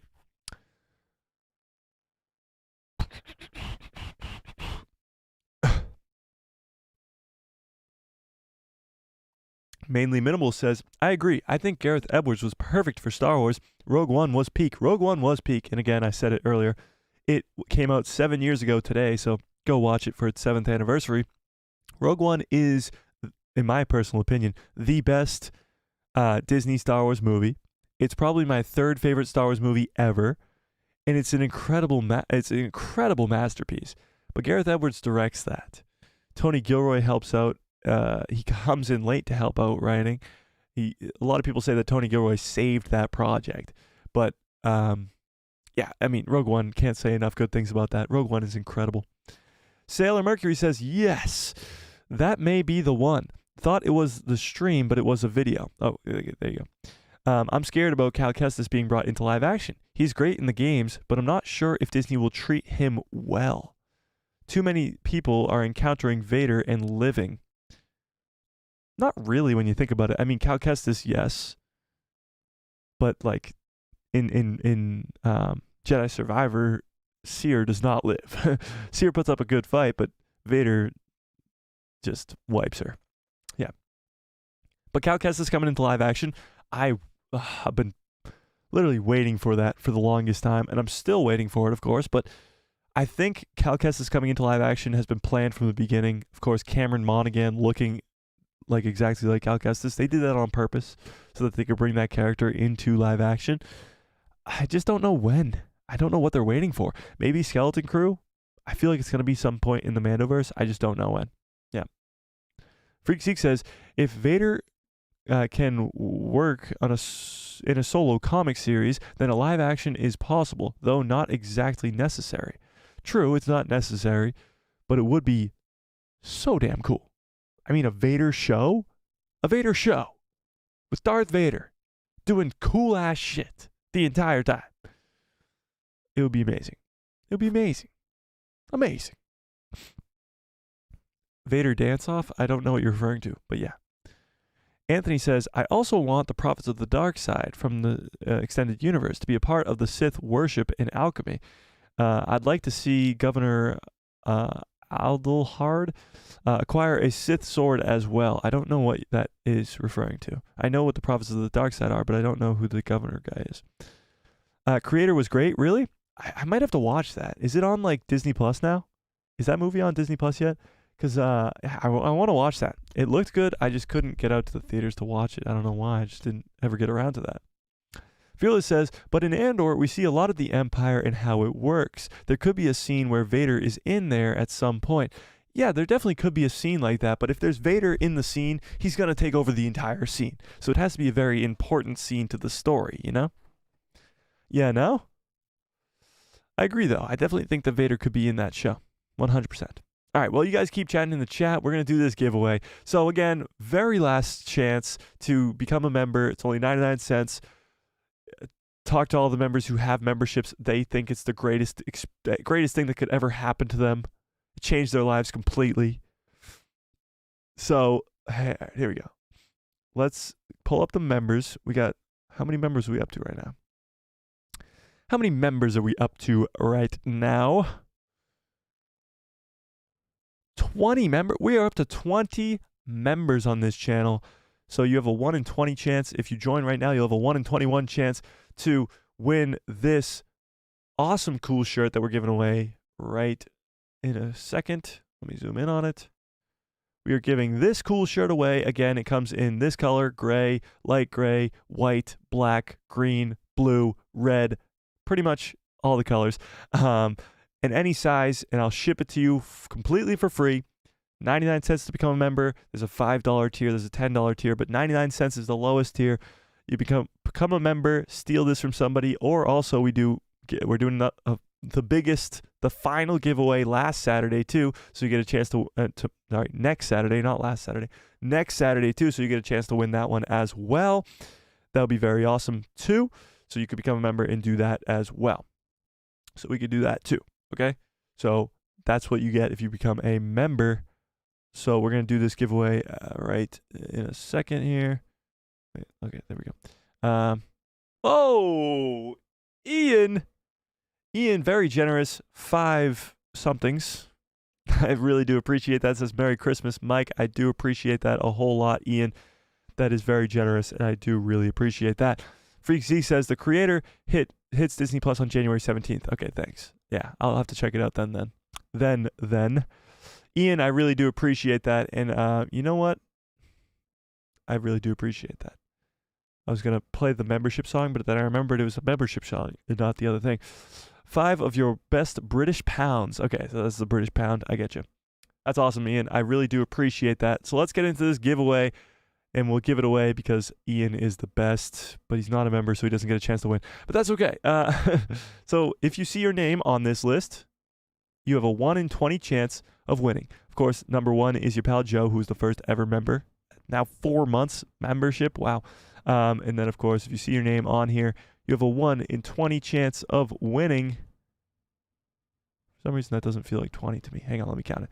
1, 2, 3, 4, 5, 6, 7, 8, 9, 10, 11, 12, 13, 14, 15, 16, 17, 18, 19, 20. I don't know why I doubted it. 20. Okay, let's spin that wheel. 1 in 20 chance now.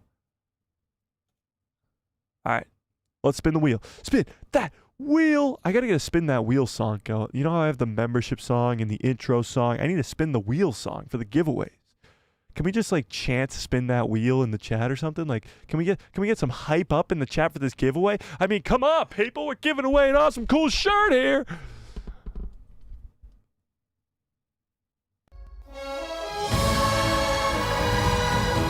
That's the best I got for now. All right, let's get some hype up in the chat, please, for this giveaway.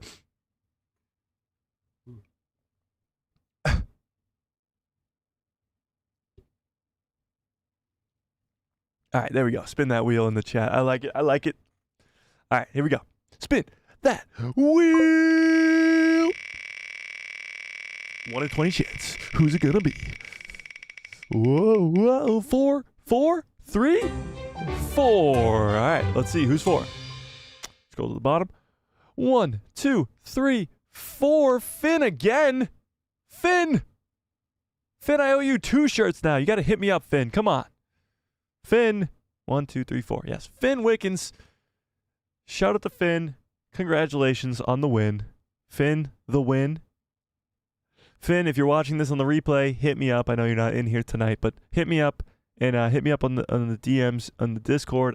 Did you ever get back to me?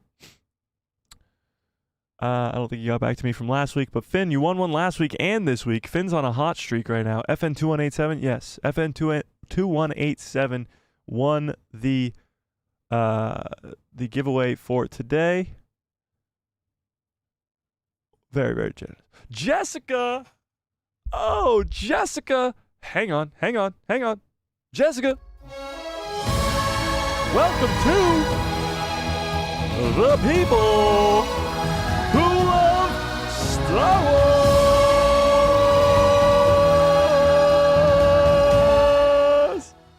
Oh yeah, Jessica's just become a member at the Padawan level. I really do appreciate that, Jessica, and I apologize because you were not involved in that giveaway.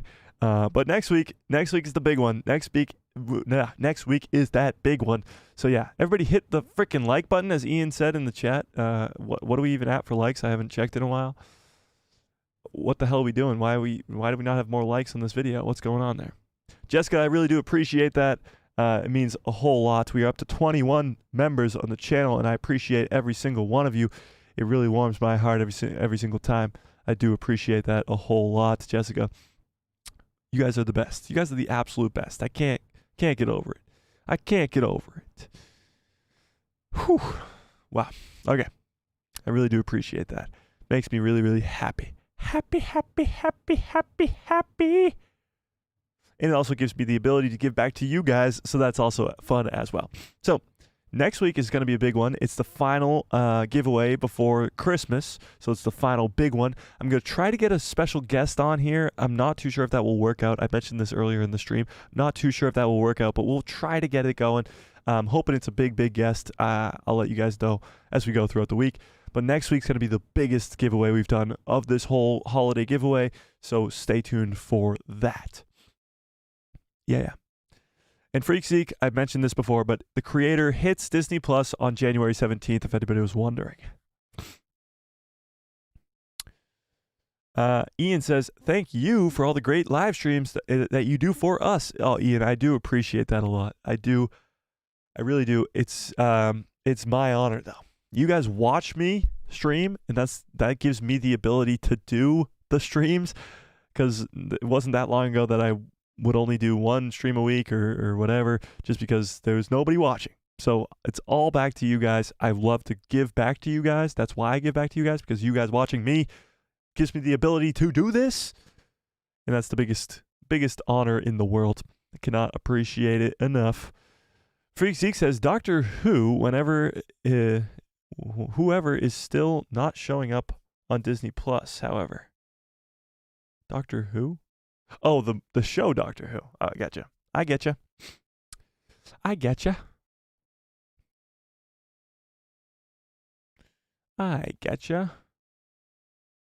Hypersonic? I don't get it. John Groom says, come on. Oh, sorry, John. John, you won the first one. You can win it next week. Don't worry about it. You'll get it next week. If you're in the UK, Freakseek, it'll be on iPlayer. What the hell is iPlayer?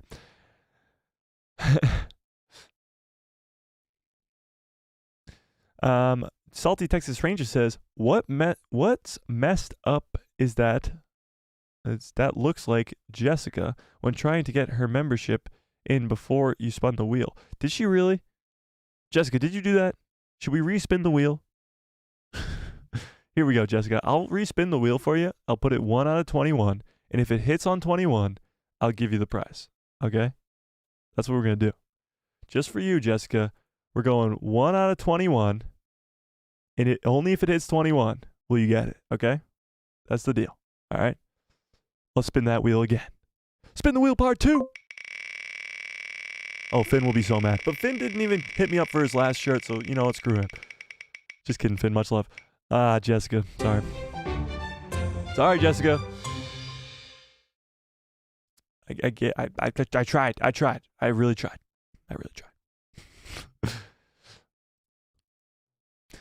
Whatever happened to the salty bar?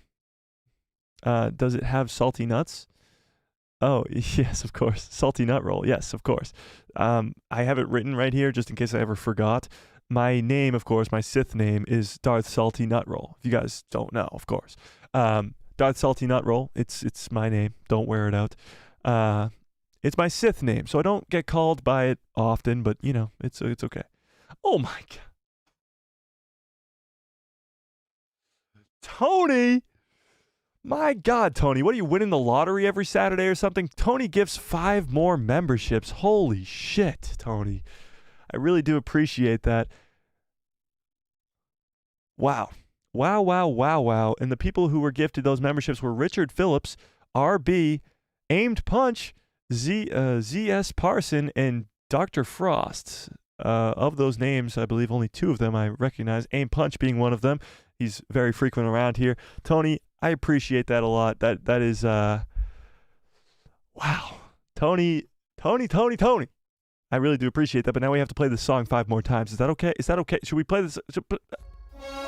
Richard Phillips, welcome to the people who love Star Wars.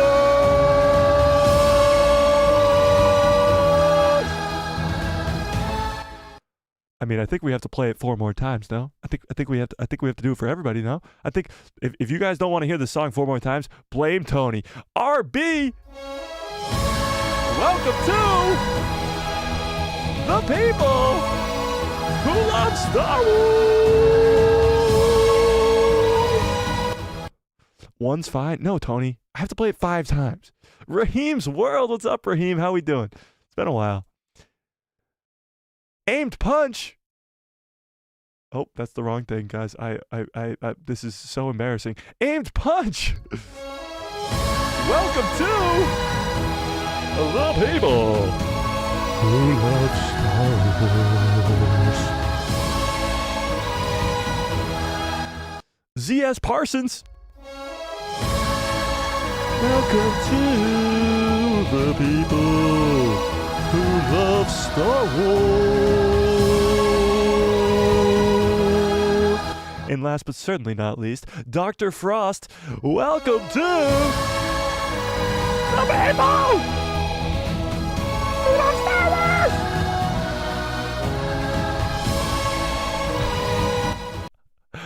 Damn, I love this community. Huge shout out to Tony. I really do appreciate that. That is very, very, very, very generous. It is such a banger tune. It really is. I could listen to that all day long. I mean, it is the celebration at the end of Return of the Jedi, so it is quite the great song. That's awesome. That is really awesome, Tony. I really do appreciate that. It really makes my day every single time. And even Jessica, you made my day as well, becoming a member on your own. And of course, Ian with the very generous £5. Hopefully I can gain 5 more pounds when I eat all the food on Christmas. Nobody liked that joke. Okay, that's okay. Salty Texas Ranger says, no one can ever say Mike is unfair. That's very true, Salty. I'd like to say that myself. Tony says, percentage of new members for the giveaway, or percent new members of the giveaway for next week. Thanks, Tony. I do appreciate that. We'll have 26 people for this membership, I believe, next week. And that'll be a big, big pot and a big chance to win. Yeah, 100%. Jessica says, that's all right. And then she says, thank you. You might be a little bit behind, Jessica, but thank you. Tony says, needed to do that in preparation for the last giveaway. Yeah, I think you did. I think you really did, Tony. I think you did. I appreciate it. You need a celebration video for Rebel Moon. Well, I have to see Rebel Moon first to see if it deserves a celebration video. Yeah. All right, let's dive into the last news of the day. Let's dive into this before we get on out of here. This is a big one. This is actually a really big one. And it's about Luke Skywalker in the World Between Worlds. Okay? Percent equals 5 new members. Bad finger. What? I'm confused. Whatever. Jessica says, Gotta get going. May the force be with you. Okay, Jessica, have a great rest of your evening, and thank you very much for becoming a member as well. I do appreciate that a lot. Okay, so Luke Skywalker in the World Between Worlds. Here we go. Are you ready for this? Because this is actually kind of mind-blowing, because this not only confirms that Luke went into contact with his father before the original trilogy. I know that sounds insane, but also that Luke Skywalker comes into contact with his father in the latest, or one of the latest, Star Wars comics, okay? So this is coming from Screen Rant, and this is coming from Star Wars comics. Star Wars secretly confirmed Luke Skywalker really is Anakin's equal. So although that thing right there, that title might not only anger a lot of you guys, but also confuse a lot of you guys, we're going to read it. Okay.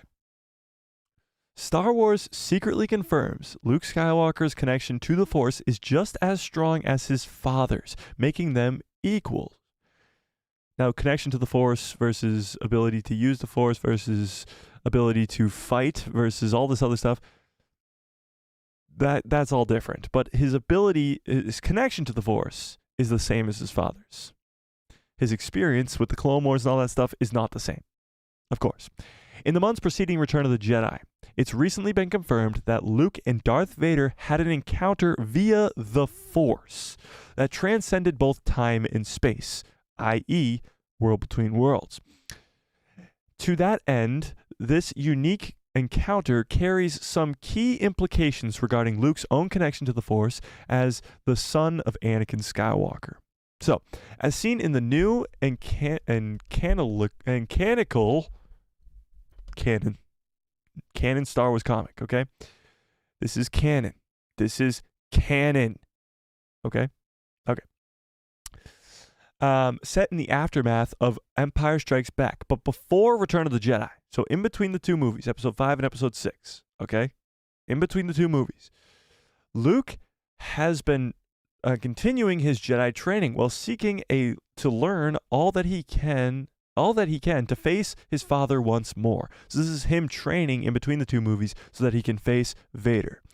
This includes the discovery of various kyber crystals, setting up a construction of Luke's green lightsaber, green-bladed lightsaber, as seen in Return of the Jedi. However, a piece of kyber crystal puts Luke directly in contact with his father via the power of the Force. One that also connects Darth Vader's earliest days as Sith Lord. Okay, so this is where things get kind of weird and kind of confusing, but it is very, very, very, very, very, very, very, very cool.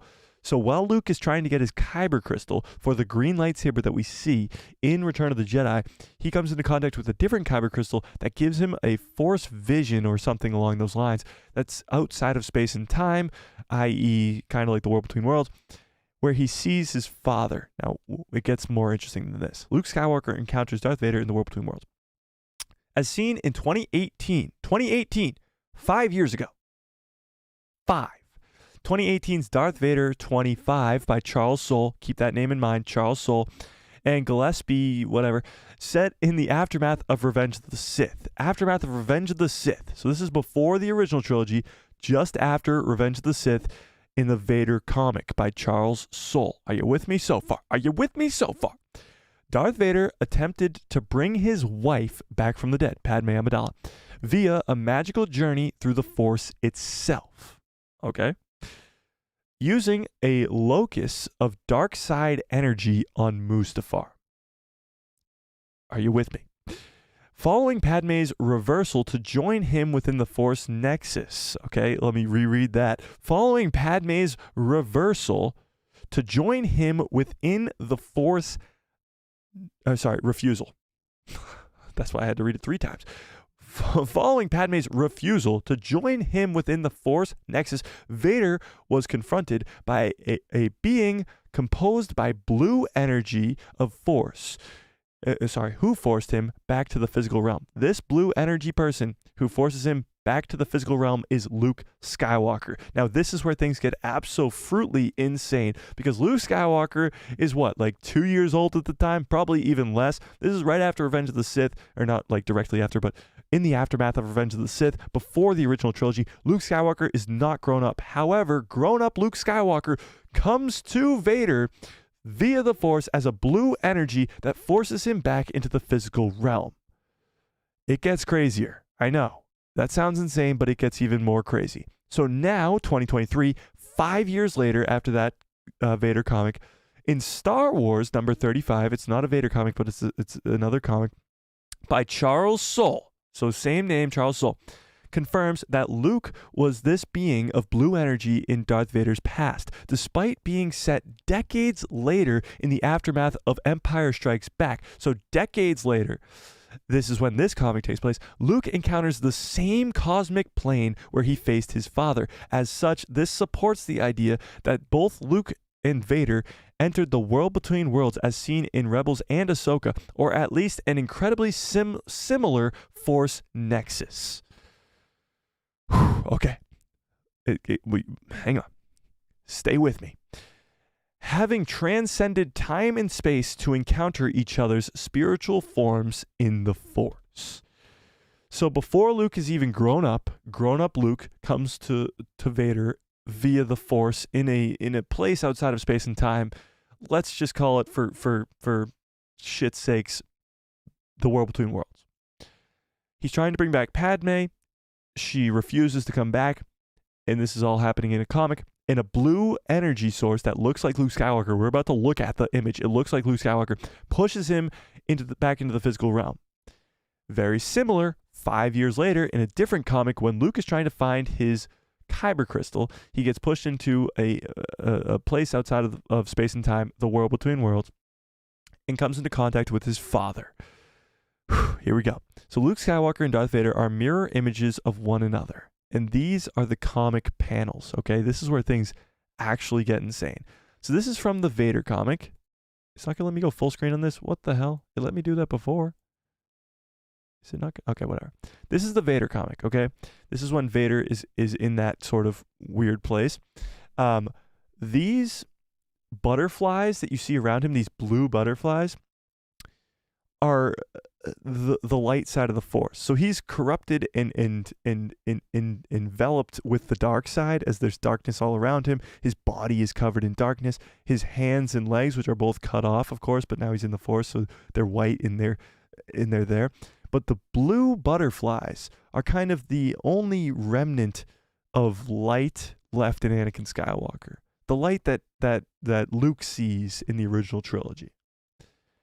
However, this next panel is the blue energy, the person made of blue energy that pushes him into the physical realm. You can't tell me that doesn't look like a comic book version of Luke freaking Skywalker, okay? Stick with me, because this next one is from the same comic. This is actually, is this the 2023 or 2020? Yes, this is okay. So the first two, these two are from the Vader comic 5 years ago. This is this one is also from the Vader comic. So the first three are from the Vader comic, my fault. This is from the Vader comic as well. This is Vader again in this panel right here. This is Luke pushing him back into the physical realm by overwhelming him with the blue energy. This next one is Luke in that same world. Now, if you can tell, Luke is all light except for his hand, which is red. And Vader is all red. Vader is all red except for his hands and his legs, which aren't there, which are white. So it's the reverse, because Luke lost his hand, so now his hand is there in this world as well. But he comes into contact with Vader, which looks like his castle in the background there as well. And Luke gets pushed out of this place into the physical realm by Vader. So the same thing happens 5 years apart, where Luke is pushing Vader out of this world between worlds place as a blue source of light, and Vader is pushing Luke out as the red source of light. Now this is absolutely insane because, like we said, this is right after Revenge of the Sith, and Luke is only like 2 years old at this time. That's insane. But this is also crazy because Vader doesn't know that this is really happening. And this is the comic panel that's after that when he comes up.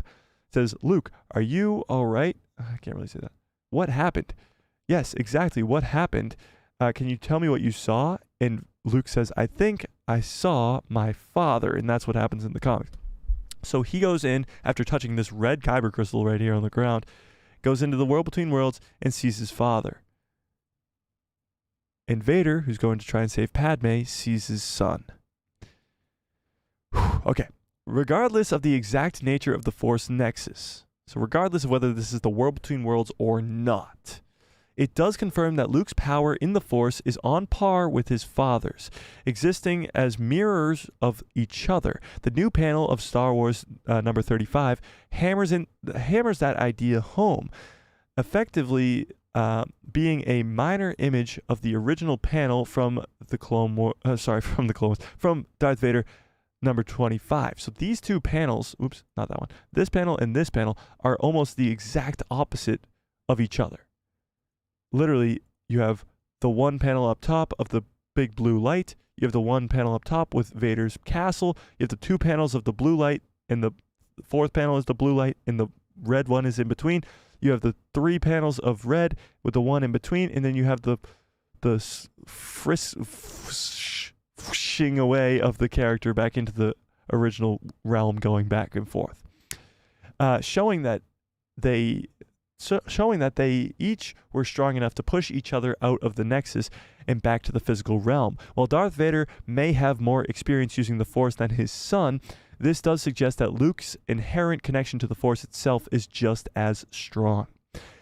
As the son of the Chosen One, it makes sense that Luke's connection and potential of using the Force would be quite powerful, even if his training was largely unconventional. Furthermore, it's quite impressive to see Luke's Force form as pure blue, while his father's form, which is more of a chaotic red and black, representing his dark side. However, he's also surrounded by some small blue butterflies, seemingly teasing the glimmers of remaining good within him, setting up the eventual redemption in Return of the Jedi.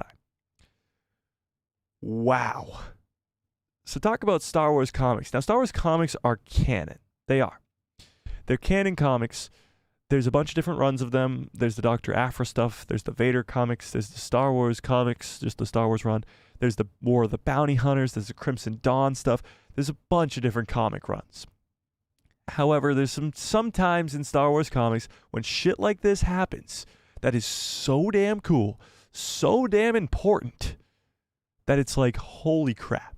Now, it's the same writer, Charles Soule, who I believe, who I believe wrote the first book of the High Republic as well. What's it called? Something of the Jedi. The High Republic, Light of the Jedi? Yeah, Light of the Jedi. By Charles Soule. Charles Soule wrote the first High Republic book, but he's written a ton of Star Wars comics. He's a guy who knows Star Wars very, very well. And 5 years apart, he's writing Star Wars comics 5 years apart, where he's connecting them this crazily.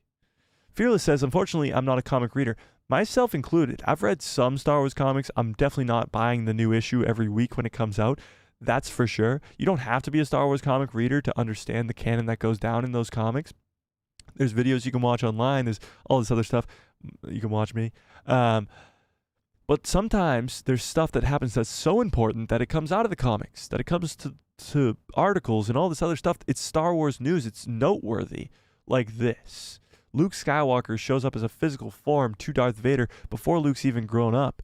And then Luke enters the world between worlds in a very similar way, and Vader pushes him out as well. It's wild. It's wild. Freak Zeke says, and they say Star Wars is dead. Star Wars has never died. Think about it. How much do you want to bet in between the original trilogy and the prequel trilogy, they were saying Star Wars is dead. George Lucas pretty much said that himself after he created the original trilogy, that Star Wars is dead. It wasn't until years later he was convinced to do the prequel trilogy. So there's plenty of times where Star Wars has been dead, and right now is clearly not one of them. Clearly. It's probably more alive than ever, if anything. All right, let me scroll up a little bit and catch up on these chats. Ian says, no, Luke's power/potential is definitely equal to Anakin's. Yes, his force connection is equal to Anakin's. His ability in power, his ability with the force is not the same as Anakin's because Anakin had more training with it. However, his potential or his force connection is the same. Tony says, I can see Anakin meet Luke on the World Between Worlds and Anakin say, you are really old. Yeah, that would be kind of weird because Luke would be way older than him. If Mark Hamill's Luke Skywalker from the sequels came into the World Between Worlds and met Anakin, who's Hayden Christensen's Anakin, that would be weird. Ian says, and the Chosen One prophecy would equally refer to Luke as much as Anakin, although Anakin is meant to be the Chosen One. Yeah, I mean, it's his kids. That's why I think Leia has a lot more potential than people think. And her going through space as Mary Poppins should have made more sense, and it could make more sense if we really got to see Leia use the Force, because Leia should be as powerful as Luke is. Fearless says, I don't like Luke, but I love Mark Hamill. Great guy. Really, you don't like Luke? Chris, what's up, Chris says, do you think that we will get a CGI Luke Skywalker in The Mandalorian Season 4, or the Star Wars Mandoverse movie? I think yes, you'll see a young Luke Skywalker in the Mando movie for sure. Maybe not Mando Season 4, but definitely the movie. Definitely the movie. Yeah. Freak Seek says, yeah, that was a real great connection. Well-told narrative. It really was. 5 years apart. Having the connection between Anakin and Luke that strong is crazy. Chris says, do you think that we will get this for a Star Wars movie or TV show, or no? Do I think we'll get that? I don't think so. I think the Star Wars comics, like the stuff that takes place in between the original trilogies movies, like there's a lot of comics in between Empire Strikes Back and Return of the Jedi, the War of the Bounty Hunters with Boba Fett bringing Han's carbonite body to Jabba and all that stuff. Like, all this exists in comics, but I don't think you'll ever see it in live action. I just don't think they like to touch the time period of the original trilogy that much when it comes to shows and movies. But when it comes to comics, they'll do it all day long. Fearless says, what's the difference from a Force dyad? Well, the difference with a Force dyad is the Force dyad is two beings that aren't related to each other. They just are created by the Force themselves to be these very interconnected people. Let's look up the actual definition of the Force dyad, because this is just Anakin being the chosen one and then having kids. And his kids are just as powerful in the Force as he is. Let's see. The dyad in the Force. Okay, here we go. The Force dyad. Let's read this. Coming from Wikipedia. A Force dyad, also known as a dyad in the Force, was when two Force-sensitive beings had a unique Force bond that was unbreakable that made them one in the Force. The power of the dyad was as strong as life itself, and with the individuals forming the dyad sharing a connection that spans across time and space. So it's pretty much two beings that are connected so much so that Rey can put a lightsaber behind her head and hand it to Ben Solo. Time and space doesn't matter to them. They're connected through the Force, through all of time and space. Which could really become a thing in this Rey movie, honestly. I don't know. We'll see. It could definitely become a thing come the Rey movie, because time and space, Ben Solo is dead. Something weird could go on there for sure. For sure. The difference is the Force dyad equals plot armor. I mean a little bit. Star Wars will never be dead. I agree with that. Chris says, I was hoping that the Force dyad is going to be involved in the new Star Wars movie and TV movie. What? You were hoping that it would be involved? I think you'll definitely see more of the Force dyad in future Star Wars projects. I just don't think it'll be Rey and Ben. I think you'll see like past Force dyads. Like imagine we go to the Old Republic and we finally get to see the actual Force dyad, which a lot of people think is a Force dyad between Revan and Bastila, where you actually get to see the two of them, and not only would them being a dyad make Rey and Ben being a dyad maybe a little bit easier for some fans, but seeing another dyad thousands of years beforehand would also help the case of the dyad of the Force being something that was around for ever. Fearless says, I've watched a few videos on YouTube about some of the comics. I rather read books though. Yeah, the novels of Star Wars are really, really good. Comics are good as well. It's just more of a different art form and more of a different kind of, it's got to be something that you really like. Reading comics is something you kind of have to enjoy doing. Most of them have been adapted on YouTube. Yeah, a lot of comics are on YouTube. A lot, for sure. Alex, what's up? Alex says, Natalie Portman said that she was open to coming back to the role of Padme. What do you think of this? I would like to see it, but at the same time, I'm not sure where they would bring her back. Maybe flashbacks or a series? Yeah, we've talked about this a little bit. I think last week we talked about this, but no, for sure. I'd love to see Natalie come back. And the way you could do that, we talked about this earlier in the stream, is a Vader show. Now, a Vader show, which would give you a lot of Darth Vader and allow Hayden Christensen to come back, but it would also allow you to see what we just saw, which we just talked about, is in Vader comics, Vader is constantly trying to bring Padme back to life. So there would be so many possibilities in a Vader show to see Vader come face to face with via the Force with Padme. Now, it wouldn't be a Force ghost. It would be more so like Vader going into the Force itself and seeing her as a premonition, almost like it wouldn't be her physically there, but we would get to see her physically there. So it would allow Natalie Portman to come back to the role, but it wouldn't give us more Padme, if that makes sense. It would be a brief appearance. It would probably be a conversation between Hayden as Anakin and Padme, Natalie Portman as Padme, but it wouldn't be like bringing her back to life. It wouldn't be anything like that. It would be Vader trying to bring her back to life and failing.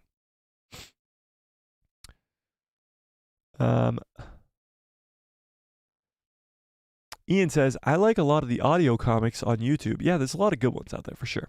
I like the audio books on what is it called? Audible, the Amazon thing, Audible. It's really good because it gives you special effects, it gives you music and all this other stuff. It's good. Then there is a Darth Vader and Samba series. What's Samba? Or Saba? Saba series? Saba series? I'm confused. Chris says, I meant a TV series or a movie. Oh yeah, I think I understood what you meant at the time. Freak Seek says, I really like the dyad. It's something fresh in the Force lore of Star Wars. Honestly, I don't mind the dyad at all. I know it was like a cop-out for Rise of Skywalker to explain everything, but honestly, it's kind of a good explanation, and it makes sense, and it really it allows not only for Rey and Ben's connection to make sense, but it allows us to get more of the dyad and maybe even explain the rule of two for the Sith. Yeah. Would love to see Padme again. Me too, Fearless. 100%. Oh, Tony, you're talking about her like maid or whatever? Yeah. I get you. Yeah, for sure. For sure. All right, I'm going to end this poll over here. We got 88% of you, I believe. Was it 87% of you guys want to see more Anakin, and 12% say no, but that's okay. You're always going to have some people who disagree, but that's okay. I would love to see more Anakin for sure. This stuff, like the Star Wars comics, gets really cool really fast, and I hope there's more of this very soon. Rebel Moon, I have high hopes. I'm definitely going to go see it. If not in theaters, I'll wait till the end of the week to see it on Netflix. I'm excited. I'm excited for Rebel Moon. I must say, I am. So I think if you guys go see Rebel Moon, definitely tell me what you think.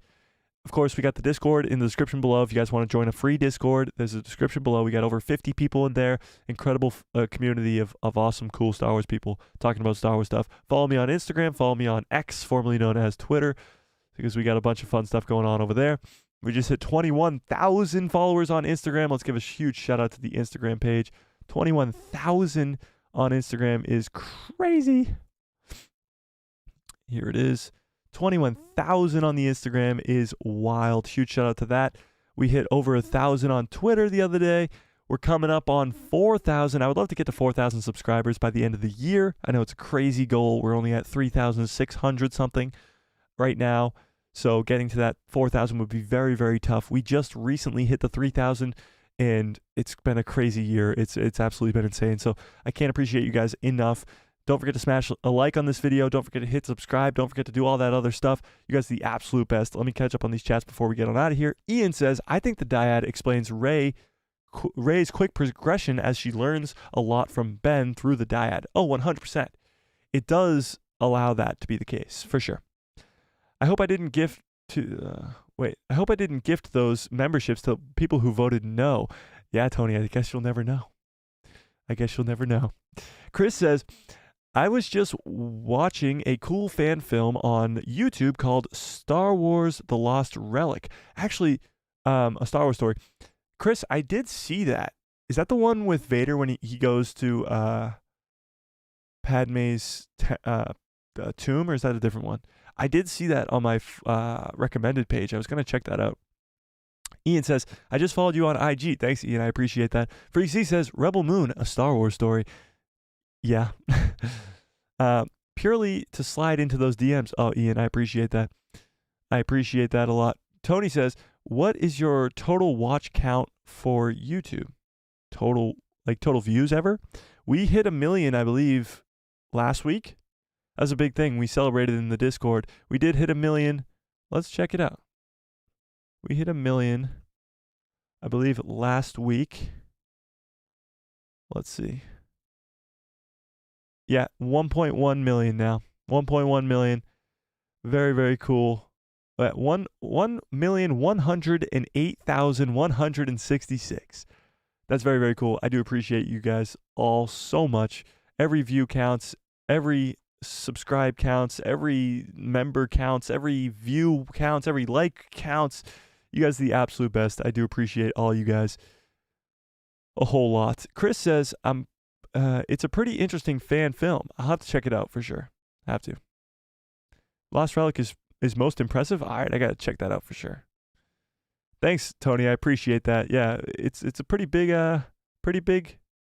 thing, you know? Alex says, followed you on Insta. Thanks, Alex. I appreciate that as well. Don't forget to join that Discord. We got a lot of cool people in there as well. I always forget to shout that out. I'm going to get on out of here. You guys are amazing. Absolutely amazing.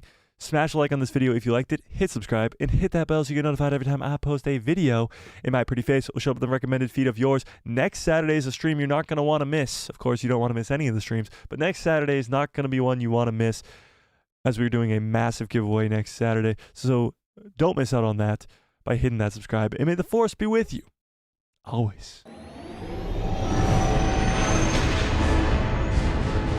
You too, Ian. Oh yeah! What a great stream. What a great show. 2.5 hours? Holy shit. That's crazy. 2.5 hours is crazy, Tony. That is wild. I did not realize we went for that long. But we got a lot to talk about today. The Hayden stuff, the Rebel Moon stuff, the Luke Skywalker stuff. It was a very fun stream. Huge shout out to Ian for the very generous £5. Huge shout out to Jessica, who I know is not here anymore, but still shouting out to her anyway for becoming a member, and an enormous shout out to Tony for another 5 gifted. I appreciate all of you guys so much. You don't even understand. And I hope I see you guys very, very soon. Hopefully there's a video tomorrow, if not a short, and a video on Monday. Stream on Tuesday, stream on Thursday, videos in between, all that fun stuff. I hope you have a great rest of your evening. A great rest of your... Oh, wait, hang on. Run it back. My time ran out. I gotta make this ending screen longer. I don't know what happened there. What a great stream, what a great show. I think we got to do this a little bit faster. Huge thank you to Ian for the £5. Huge thank you for Jessica for the membership and Tony for the 5 gifted. Oh yeah, what a great stream, what a great show. You guys are the absolute best. I hope you have a great rest of your evening, a great rest of your lives. And good night, everybody.